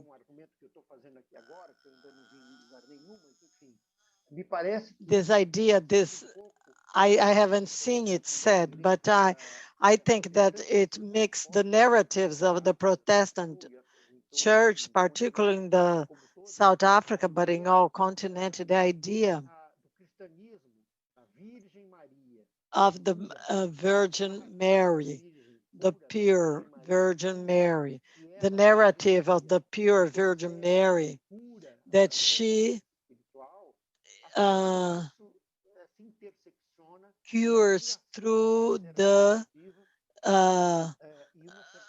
spiritual force, and she can intercede to cure the people. So this is real. So many people, several people have committed this violence against the children to find the cure. I'm going to stop here with the AIDS. I don't know until what time we're going today. I'm going to talk a little bit about COVID. I talked a little bit that initial debate of the virus, that they said it was a democratic virus, but in fact are the poor people. Prevention meant social distancing, isolation, potable water, hygiene products. So the situation in Africa is similar or worse than some countries in Latin America or Asia. In 2020, in February of 2020, it was the first case in the African continent.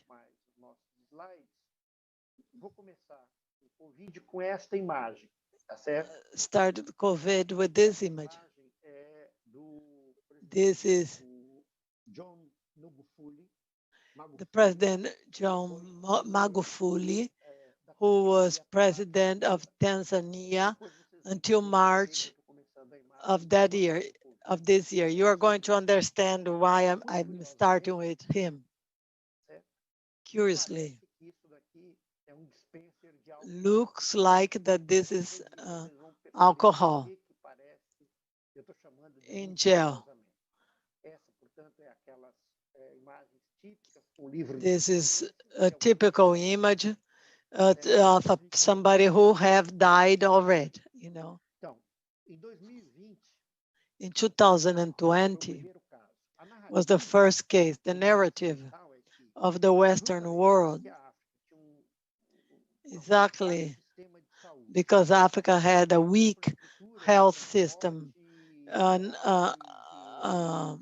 infrastructure of transportation or general or access in general to health and things is fragile. The people in health is not well trained, and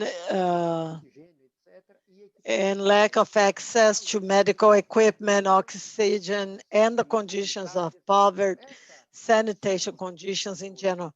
The sum of all these factors, plus the perspective that the Africans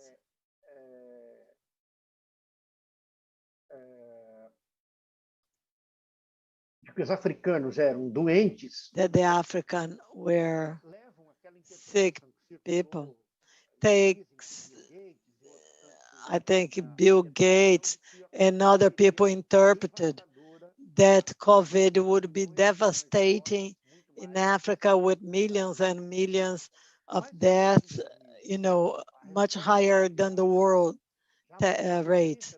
But in 2020, the immediate response due to previous epidemics, the local authorities of many countries closed their borders. Immediately, they placed the confirmed cases in quarantine.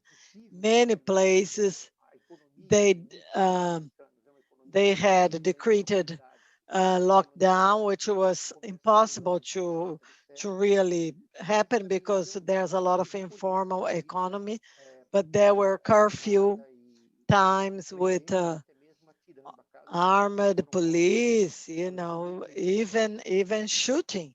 There are cases of people who were killed by disobeying the curfew time.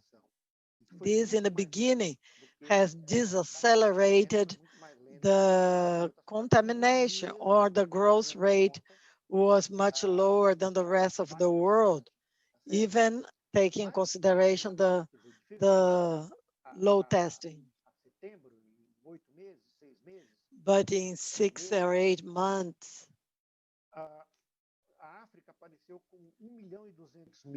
Africa had 1,200,000 a confirmation of symptomatic, and with a 2.some% of mortality rate. So in the beginning, there was only 2 labs in the African continent to do the test, to carry out the tests, one on the South Africa, one in Senegal. Around the middle of the year, every countries have received with the help of the WHO. All countries received the lab and trained people. So that it was fast, and it was in April, it was counted 12 million tests performed and the training of 100,000 health professionals for the continent. And the largest infection is in South Africa first, then Egypt, Morocco, Nigeria, Ethiopia, and Algeria. What is the perception that people have? First, the stigma of the disease, because it's always associated to the previous ones, particularly the AIDS. The infected, they are late to find, to look for medical assistance. One of the things that they trying to implement was an app that would find out if they have symptoms of F was positive. It would be informed by the system. They would it would inform who they were in contact with, but it worked. In Brazil, this system did not work.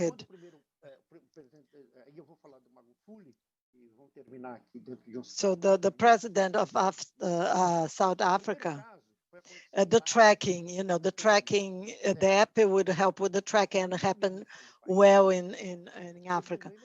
Didn't work in Brazil. So immediately, the prime minister in South Africa has closed the schools, closed the bars, the commerce, the prohibition of public reunions. The only thing that was open was the churches and the mosques. And in May, this was Tanzania, I'm sorry. In May, this president said that COVID was an imported disease. So this is a graph of 2020. So it was an imported disease. He would not accept the use of testing kits because the testing kits had problems.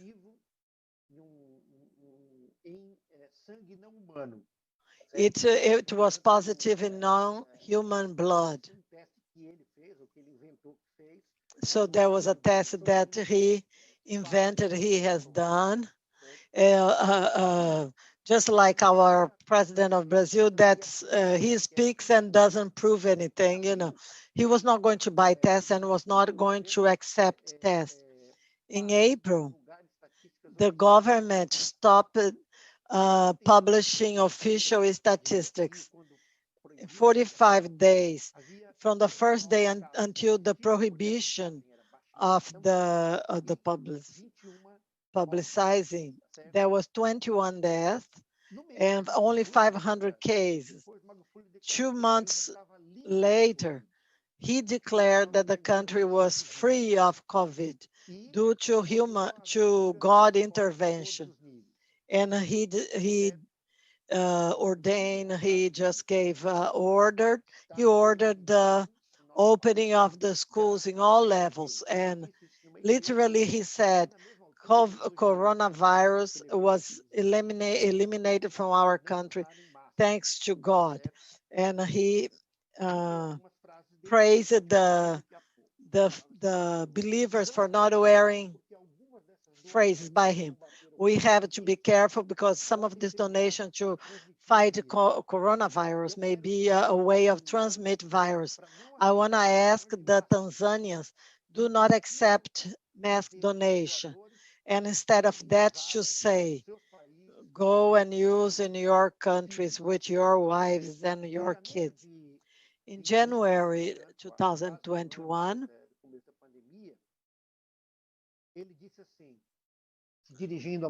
he said, you have to be strong.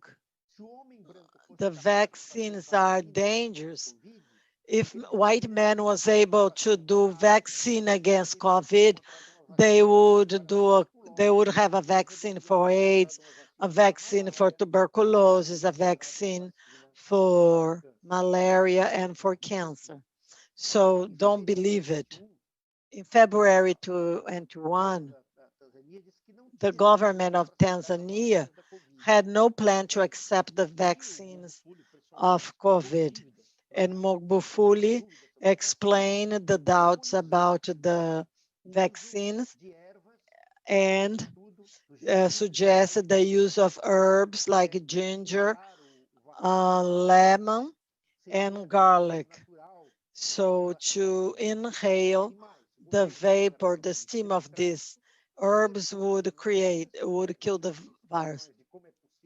See, so how to control social distancing? See, this bus is called My Love, because people are really close. See, these are images from Maputo, My Love. This is Nigeria, public transportation, and market. See, the yellow is the public transportation. This is Luanda. Here is Tanzania. Tanzania has many islands nearby. So the ferries, public transportation here in the South Africa. And like the bus stop waiting for the public transportation. And this is the president of Madagascar. So Magufuli said these medications were enough, the garlic, the ginger, and publicly the government advised and prohibited journalists of publishing, disseminating non-official data about the COVID and other diseases. So the authorities and even the health people were prohibited of mention the virus. The virus does not exist. We don't have the virus. The virus, the country doesn't have. So this is the denial in the extreme of it. In March 18, Magufuli died. The official version, he died of heart attack. But before that, the Kenya press had published the African leader with COVID was being treated in a local hospital in Kenya. So African countries that are not in the list of the vaccine are Tanzania, Burundi, Madagascar, and Eritrea. Madagascar is the president drinking a product that he calls organics COVID, would be the cure for the COVID. This idea or this proposal of the Madagascar government resurface a narrative on nationalism in several African countries. The authenticity, we should not rely in the Western world. We have the response here in our country. It's interesting how this has reinforced the narrative of Magufuli. This was before he died, but in Madagascar itself was not stopped, and it grew very fastly in the country. These are loads that Madagascar has distributed to several countries of Africa. This is prepared with several plants. This was the Madagascar government sent to several, these are to several countries. So it was herbs that they use for a cold, for fever, etc. So it was not an absolute rejection. These are people in Madagascar in the line to receive the organic COVID, but at least the government did not fought the use of the mask. This is a Mogufuli. He called himself a bulldozer. So he's showing, him doing a flexion, which reminds us of somebody that we know very well here in Brazil, the president, to demonstrate that he was so healthy and he could not be contaminated. And COVID was just a little cold. You see political leadership, Tanzania. This is the former president. Here, the president of Botswana. He has several presidents.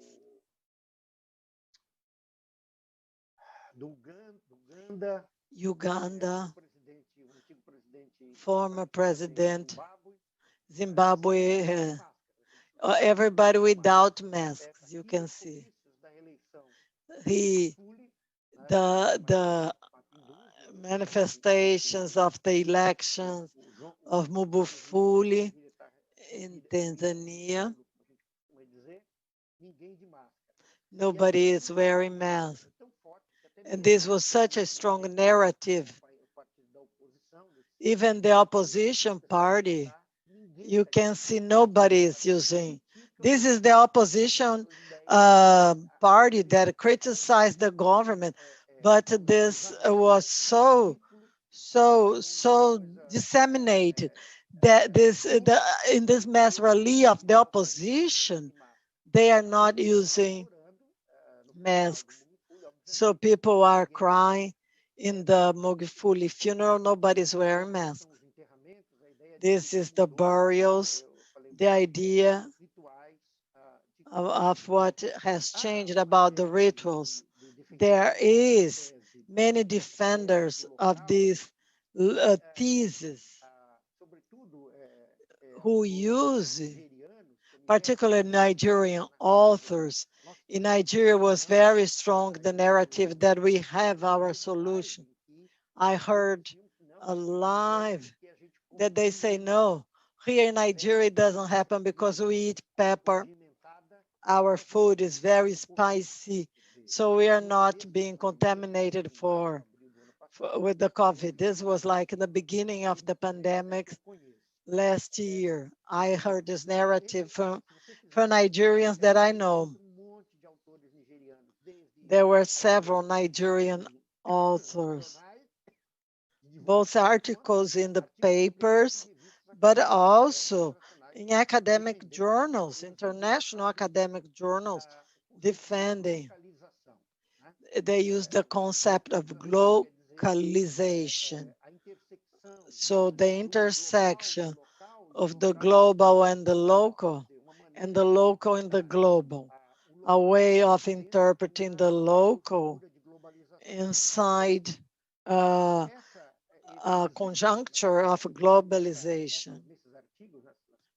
In these articles, in this publication, they use this theoretical concept in the globalization that I think is a good concept, but they use for initiatives like this, Magufuli and back, the denial, this idea of the denial of what comes from outside and creation of alternative. The WHO does not condemn. They say clearly that all these efforts of innovation and new finds are welcome, and they recognize they have testing of the so-called traditional medicine in India, China, Sri Lanka, Thailand, Japan, and South Korea aside of this in the African continent. There are several countries trying to find the use of local products, products that are used in the local medicine to find solution to confront the pandemic of COVID.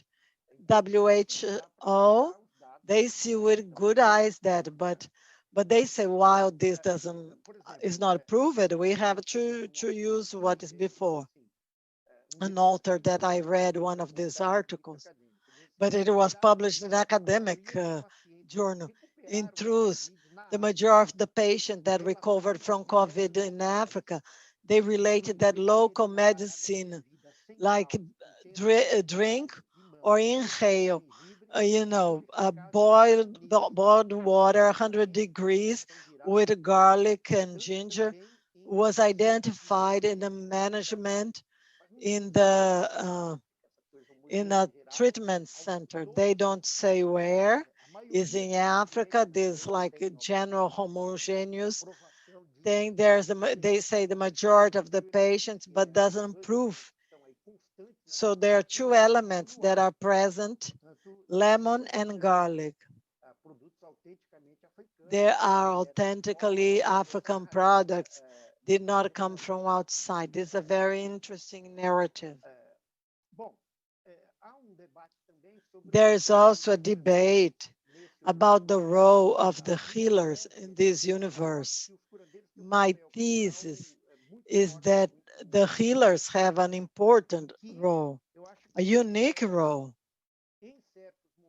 And I believe that in certain moments of panic, uncertainty, fear, the healers, as well as some religious leaders, particularly the most conservative, they offer something that's important, that's some kind of emotional, social stability in the beginning of these diseases. It's good to remember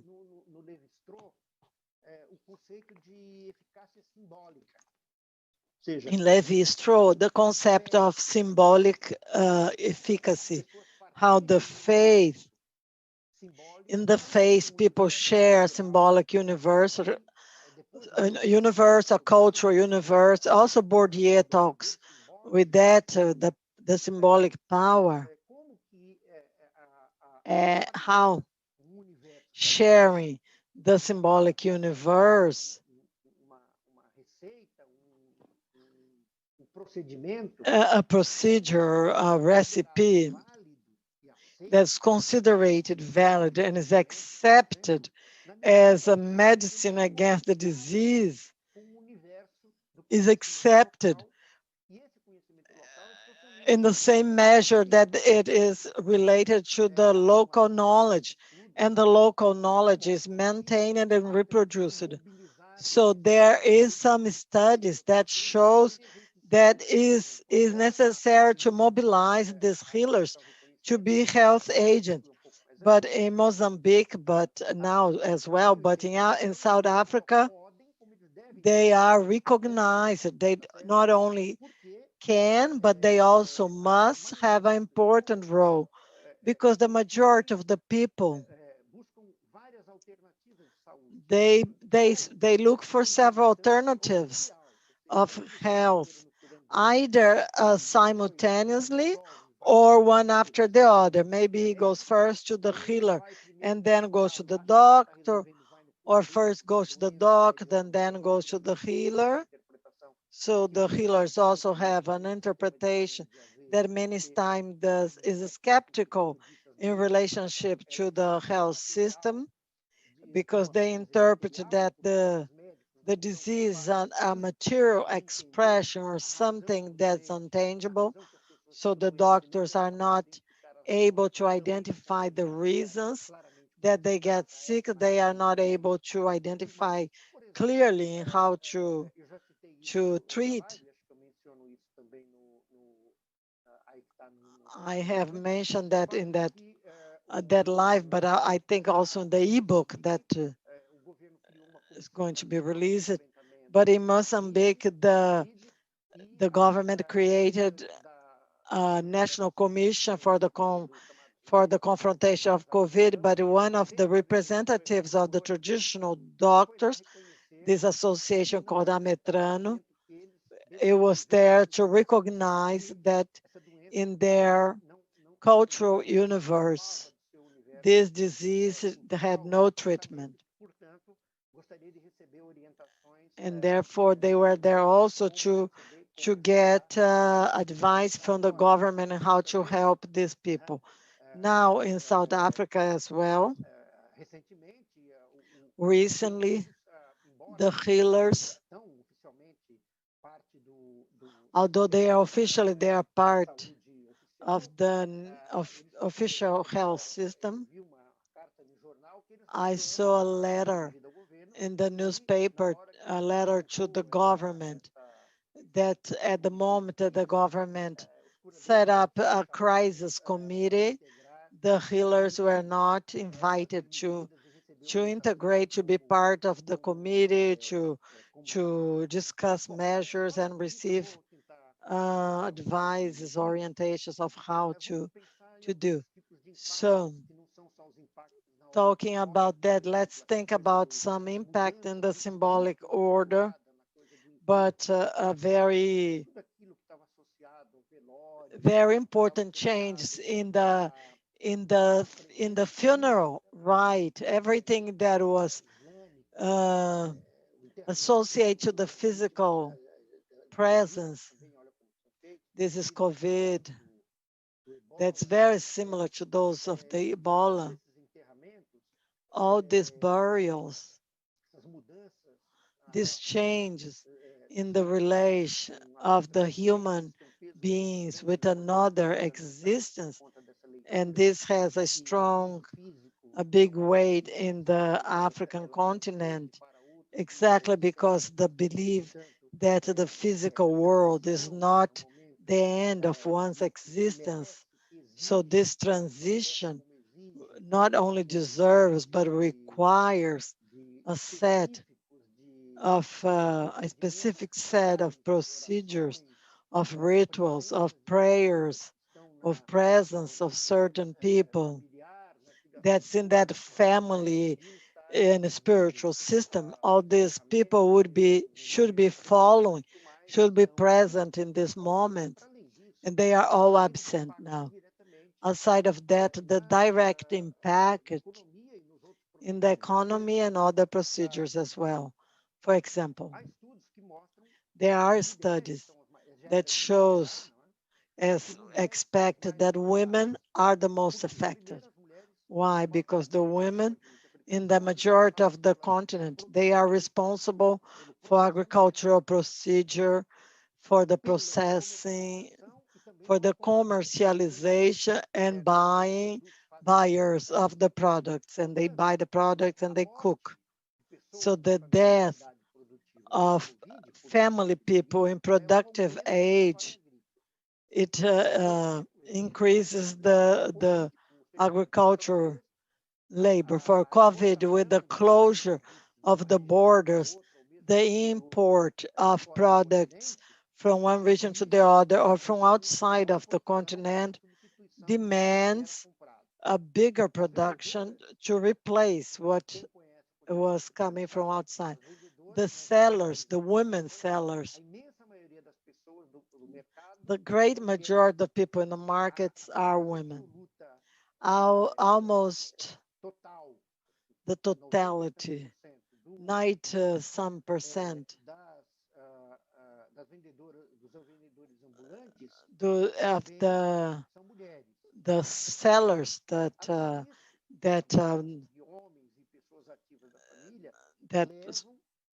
aside of that, the death of other active people in the family or the loss of jobs, the men are home, there are more increase in the preparing of the domestic food and the care of the ill people. So there is an overload, extra burden for the women, the unemployment, the lack of imports.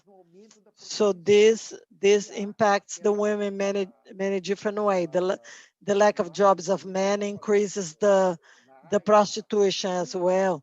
So that image of AIDS in South Africa, but also makes sense in the situation of in COVID.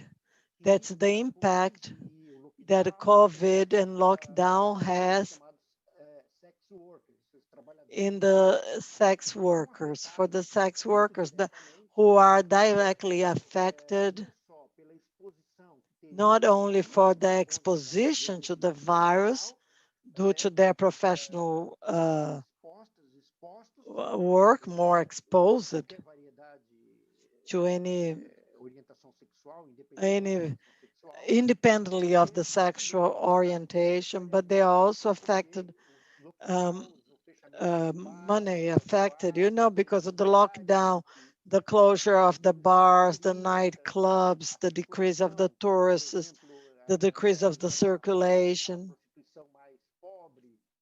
the poorest prostitution in the areas of borders, in the crossing of roads. So the decrease of the circulation affects people that are already in the economic and social exclusion, and they are more affected this way.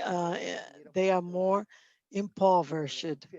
So I'm going to conclude now another 5 minutes, and I'm going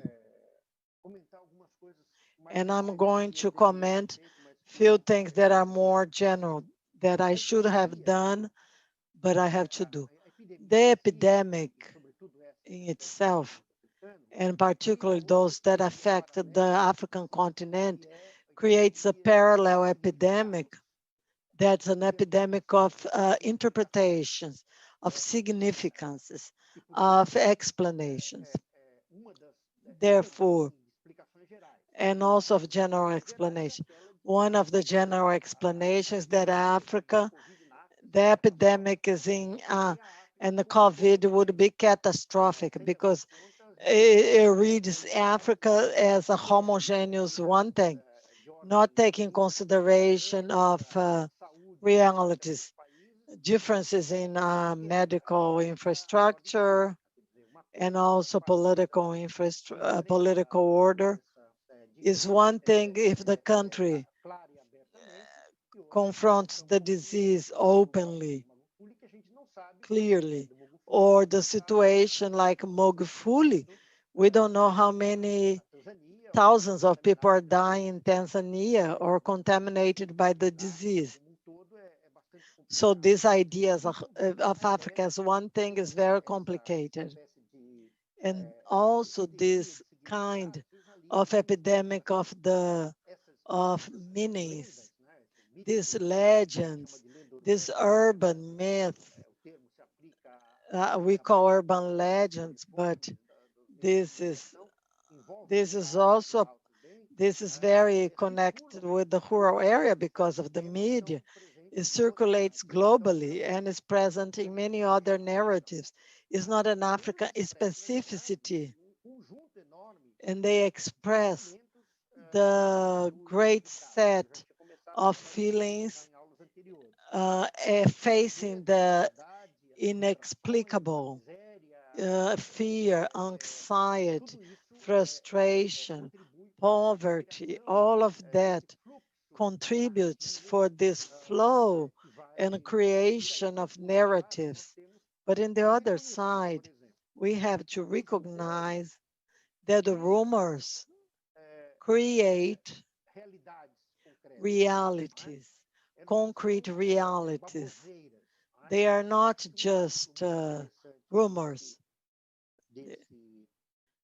I think that an interesting example is a text of Louise White Louise White, and how people re-signify through rumors the symbols associated to the colonial dominion.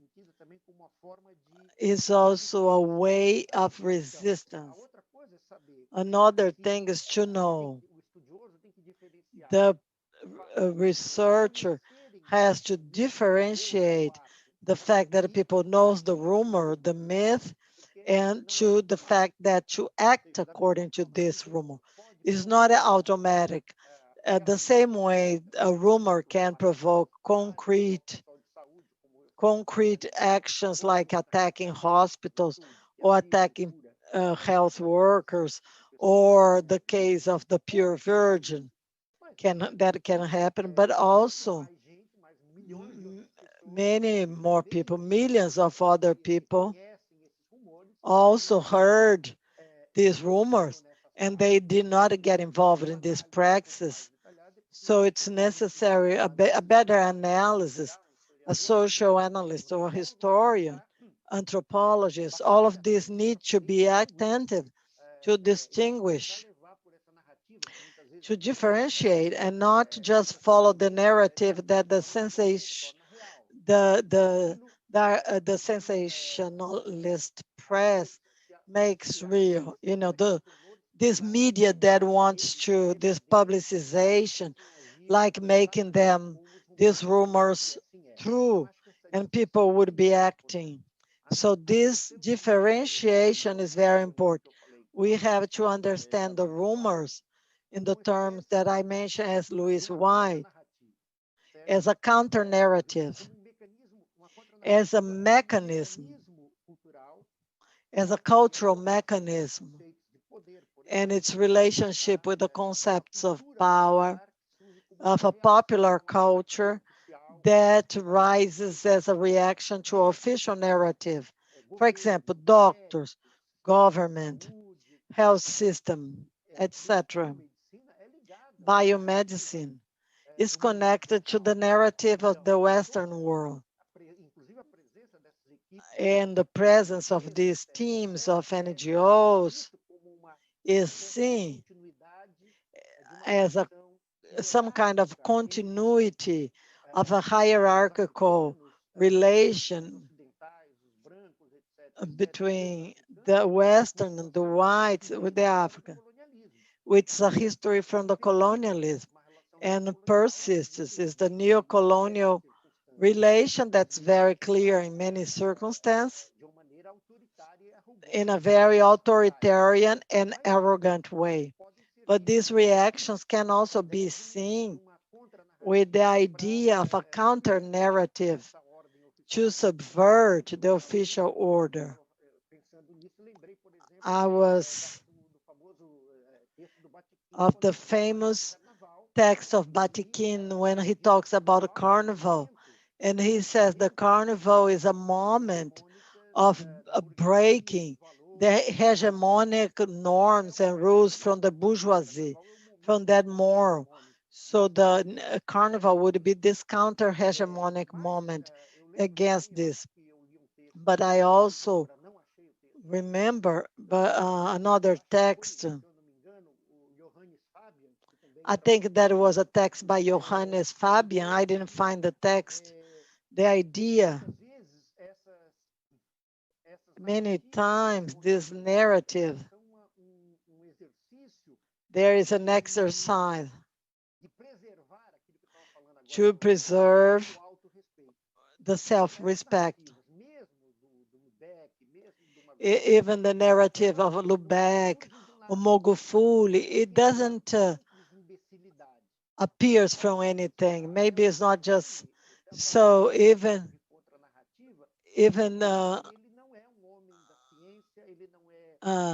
they make a counter narrative, like the president of Brazil. He's not a man of the science. He's a man of a poor origin, and he thinks when he assumes a counter narrative that for us that looks like an idiotic thing and a stupidity may be associated to this notion of establishing a counter-truth against this hegemonic narrative. And to conclude, I'm going to repeat, the epidemics, the intervention in the epidemics reproduces the colonial model. So the narrative of Africa in the Western world, in poor, receives the counsels, the doctors, the things that comes from the Western world, and that many times provokes the rejection, indirectly the rejection in the social consciousness through this narrative, this rumor, and this explanation that attributed to the foreigners the existence of the disease or international plots. And I'm going to conclude here with a small reflection to the entire course. I have written, we have to recognize that the virus attack, kill, and destroy globally, although it cannot be understood as protagonist. And the studies that we can do of this situation should not be limited to the entrance and the exit of the disappearance of the virus. The work of the social scientists, of the historian, must be attentive to identify the different local difference, different religions, different social medicine and public health differences, points to the similarities as well, and particularly to the specificities of the answers, even in the current duration or those that have impact in the long term, because the epidemics leave legacy in all instances of the social lives. The human beings are the protagonists of the history, with or without virus, with epidemics or without epidemics. Thank you, everybody. I'm now available to answer questions. Thank you, Zampa. We are late in the time.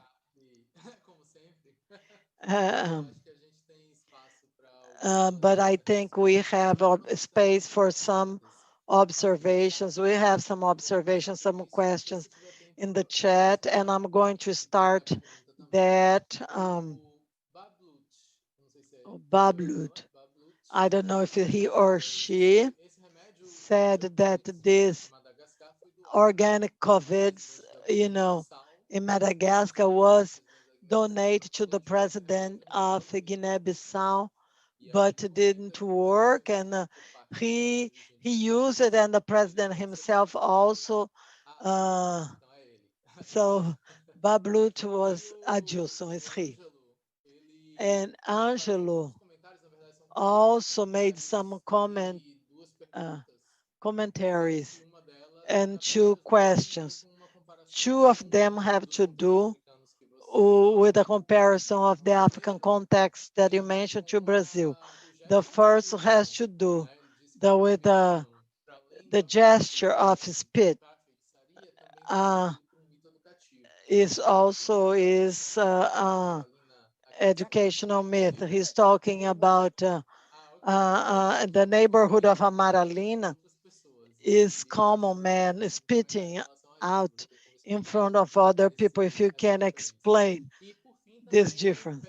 And also he asks you to talk about the collaboration that happened in the favelas, in the communities, that was a collaboration with the drug lords that to people to respond to curfew.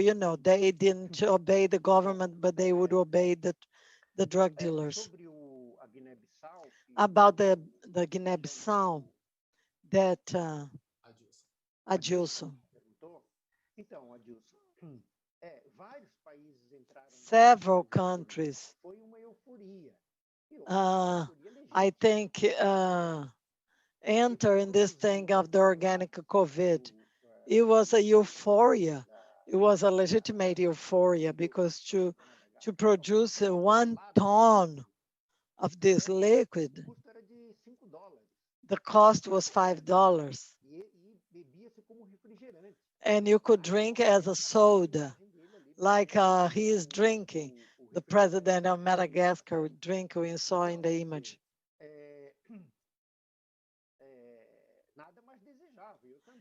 Very desirable. I would love to have organics COVID to cure me of the COVID that I had, and I had the consequences still today. If I knew something that it functioned, I would drink several times in the day, all the time. But unfortunately, it was more an expectation than a reality. All the plants, people, there are several articles that shows the effect of a set of plants and the treatment of disease and phytotherapics. We know that a lot of the pharmaceutical contemporary industry, so chloroquine came from a quina of a plant and then was synthesized chemically in the lab. If we go to the rooter, people who sells roots in Salvador, they sell by the commercial name, for example, the name of a medication. If it's something for pain, there's a medication called Novalgina that is for anti-fever, anti-pain. So the people who sells roots already sell by the name of the medication. So this is true that the use of these plants by the healers decreases the suffering of the people. Those more evident symptoms diminishes in several things. So in the like you are in the hospital, they may give dipirona, but it doesn't kill the COVID. The medication that they give to us, even the hospital, is to minimize the destructive effects of that, but not to cure. So the virus has a cycle and it starts and dies. And the cycle is there's 15, 16 days. At the end, it finishes. It destroyed you. So the medication, it helps to minimize this action, to make it less destructive. It does not cure COVID. So everybody saw this organics COVID with enthusiasm, of course. But we cannot confuse this with the idea of denial of efficacy of the vaccination, denial of prevention, denial. So this is the danger. There was a confusion between an anti-colonial and with a nationalist narrative based in real premises, true premises, that talks about racial exploitation, colonial exploitation, racism, but had very destructive practical examples, because this narrative brought very, very wrongly conclusions. Instead of using this to complement the healing system, to complement, to support, using the practice of biomedicine, they denied they refuse they reject the practice of the biomedicine and bet all of that in the alternative. Some like with the garlic and lemon that we use for a cold. It helps the cold, but against the COVID. But some more sophisticated shows the complexity of the management of many different plants that the herbalists use it in several places of Africa to help in the COVID. So everybody who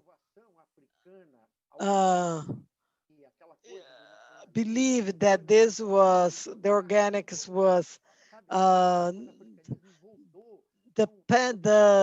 independent Pan-Africanism, the African solidarity, the Madagascar government being solidary to their African countries. We don't need the Western world, this perverse, this exploitative Western world. So why these were people who supported? Because the narratives,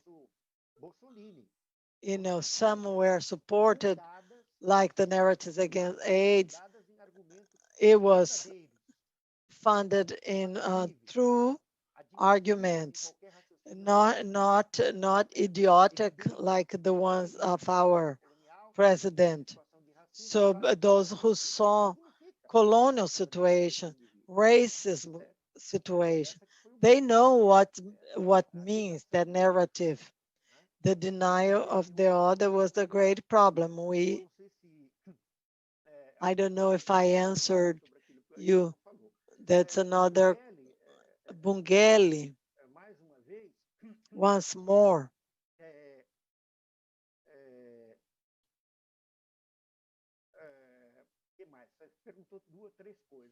There were 2 or 3 things that he spitting on the.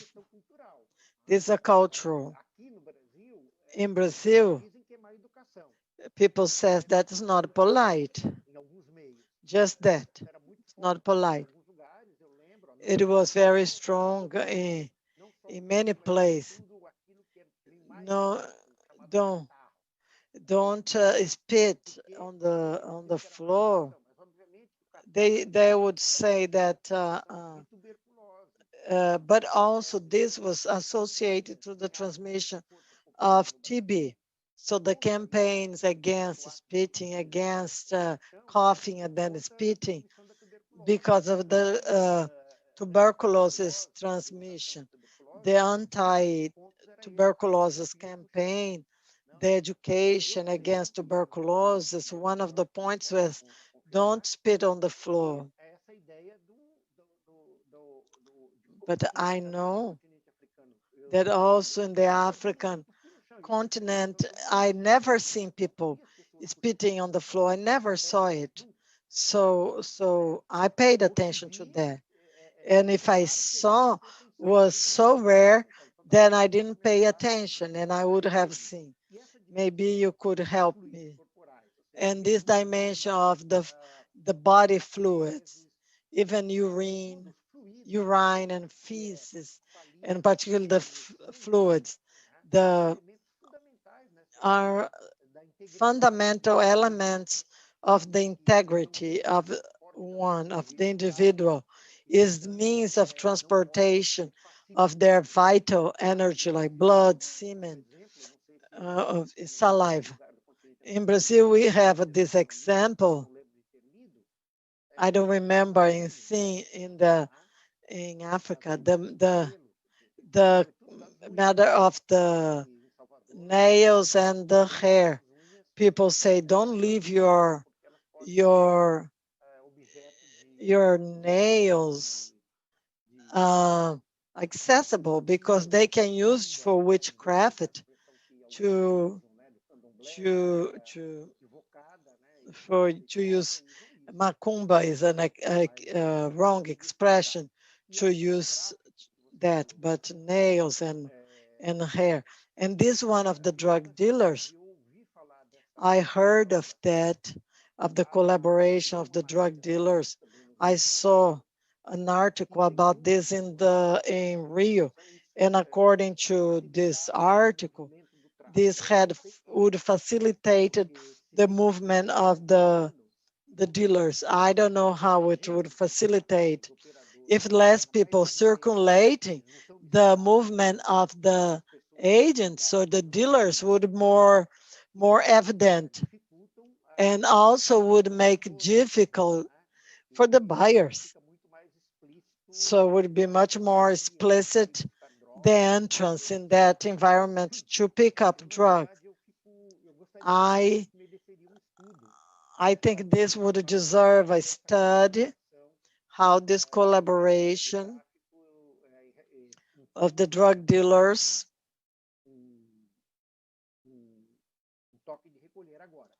with the curfew. If it's the evening, the time curfew at nighttime, because they do that because is a way of ways of avoiding the entrance of police or spy, etc.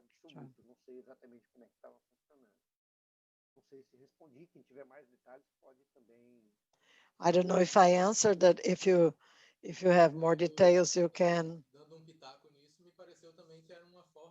It seemed to me also a way that this parallel power to request or to show a little bit more their power, to occupy the place of the state, occupying what would be the role of the state, because the state never really does that, would be a way of getting more recognition locally.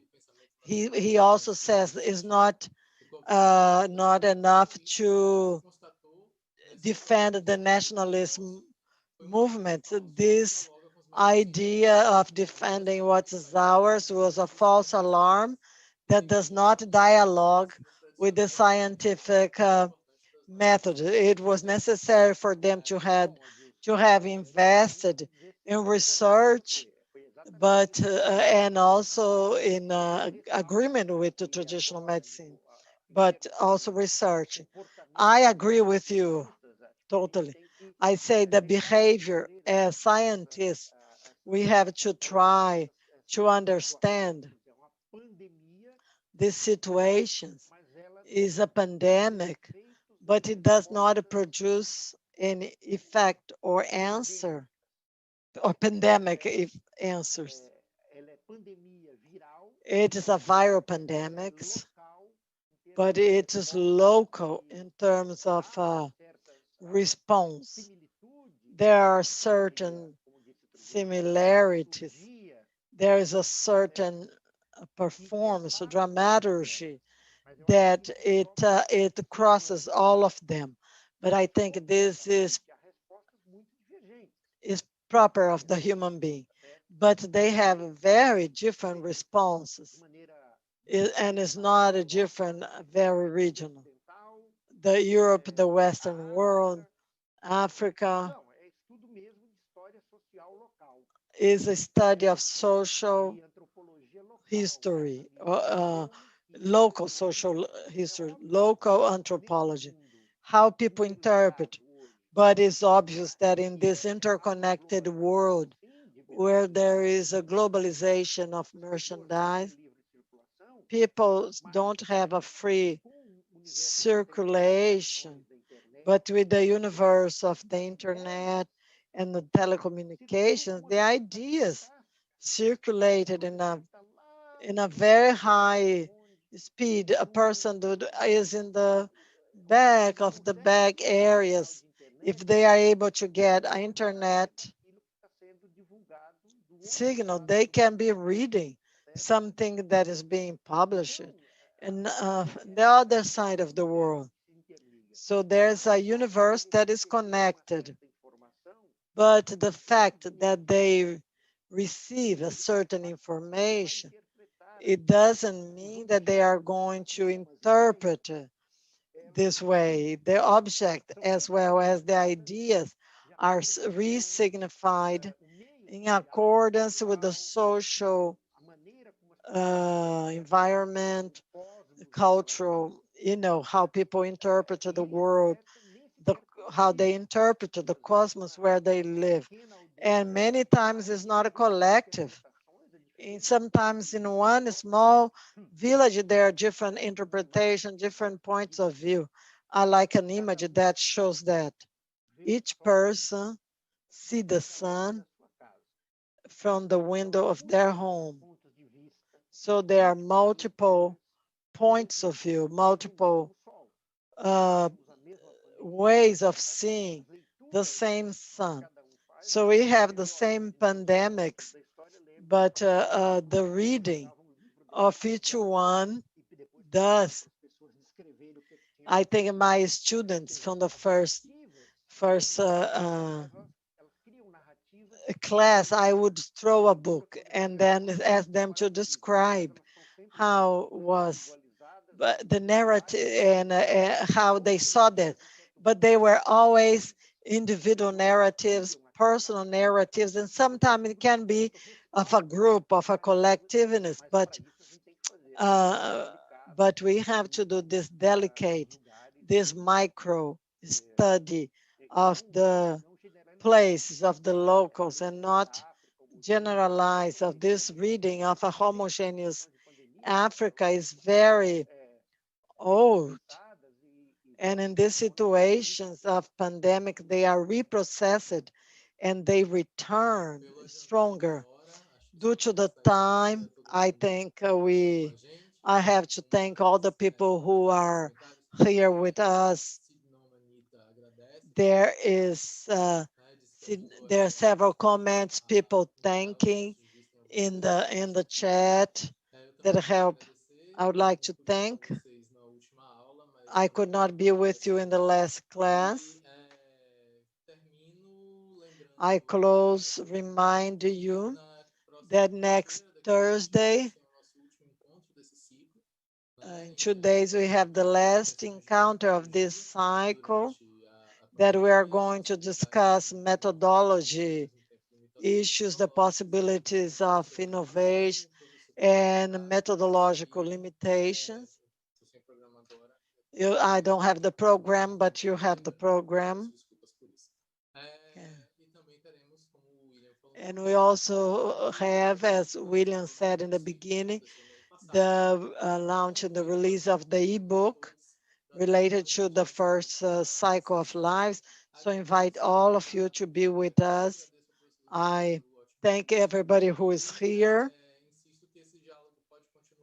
And I insist that this dialogue may continue. We have the emails. We can create other forums. And I think there's much to discuss. So I pass the floor to Zamparoni to close. Thank you, Fábio. Thank you, all the people who were here with us all this time. The other team of Fábrica de Ideias, the team of AGS 9, Paula Santos, the translator, Raquel, who was also who came in briefly for the translation. I thank everyone. Also the team of Fábrica de Ideias for this brilliant, issue, this cycle. When we were organized, we feared what we would do in a situation of the pandemic.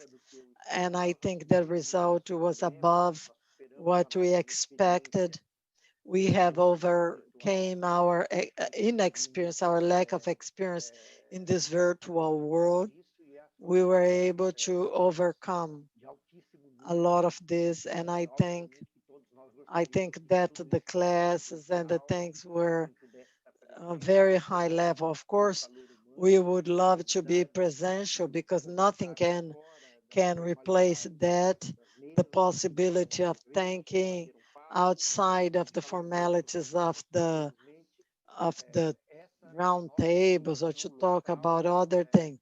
This has been our local solution for the pandemic situation. So I think that we did reasonably well, including myself that was totally ignorant in this universe of virtual classes. I thank you once more for the presence, and I hope to see you Thursday for the last class. Thank you for people. And once more, I'm available for any, if you need, the texts that I have commented that fundamented my argumentation, my exposition here.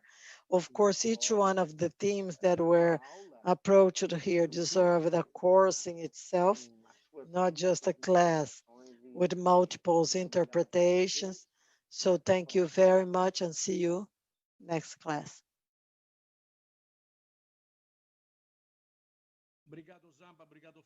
Thank you, Zampa.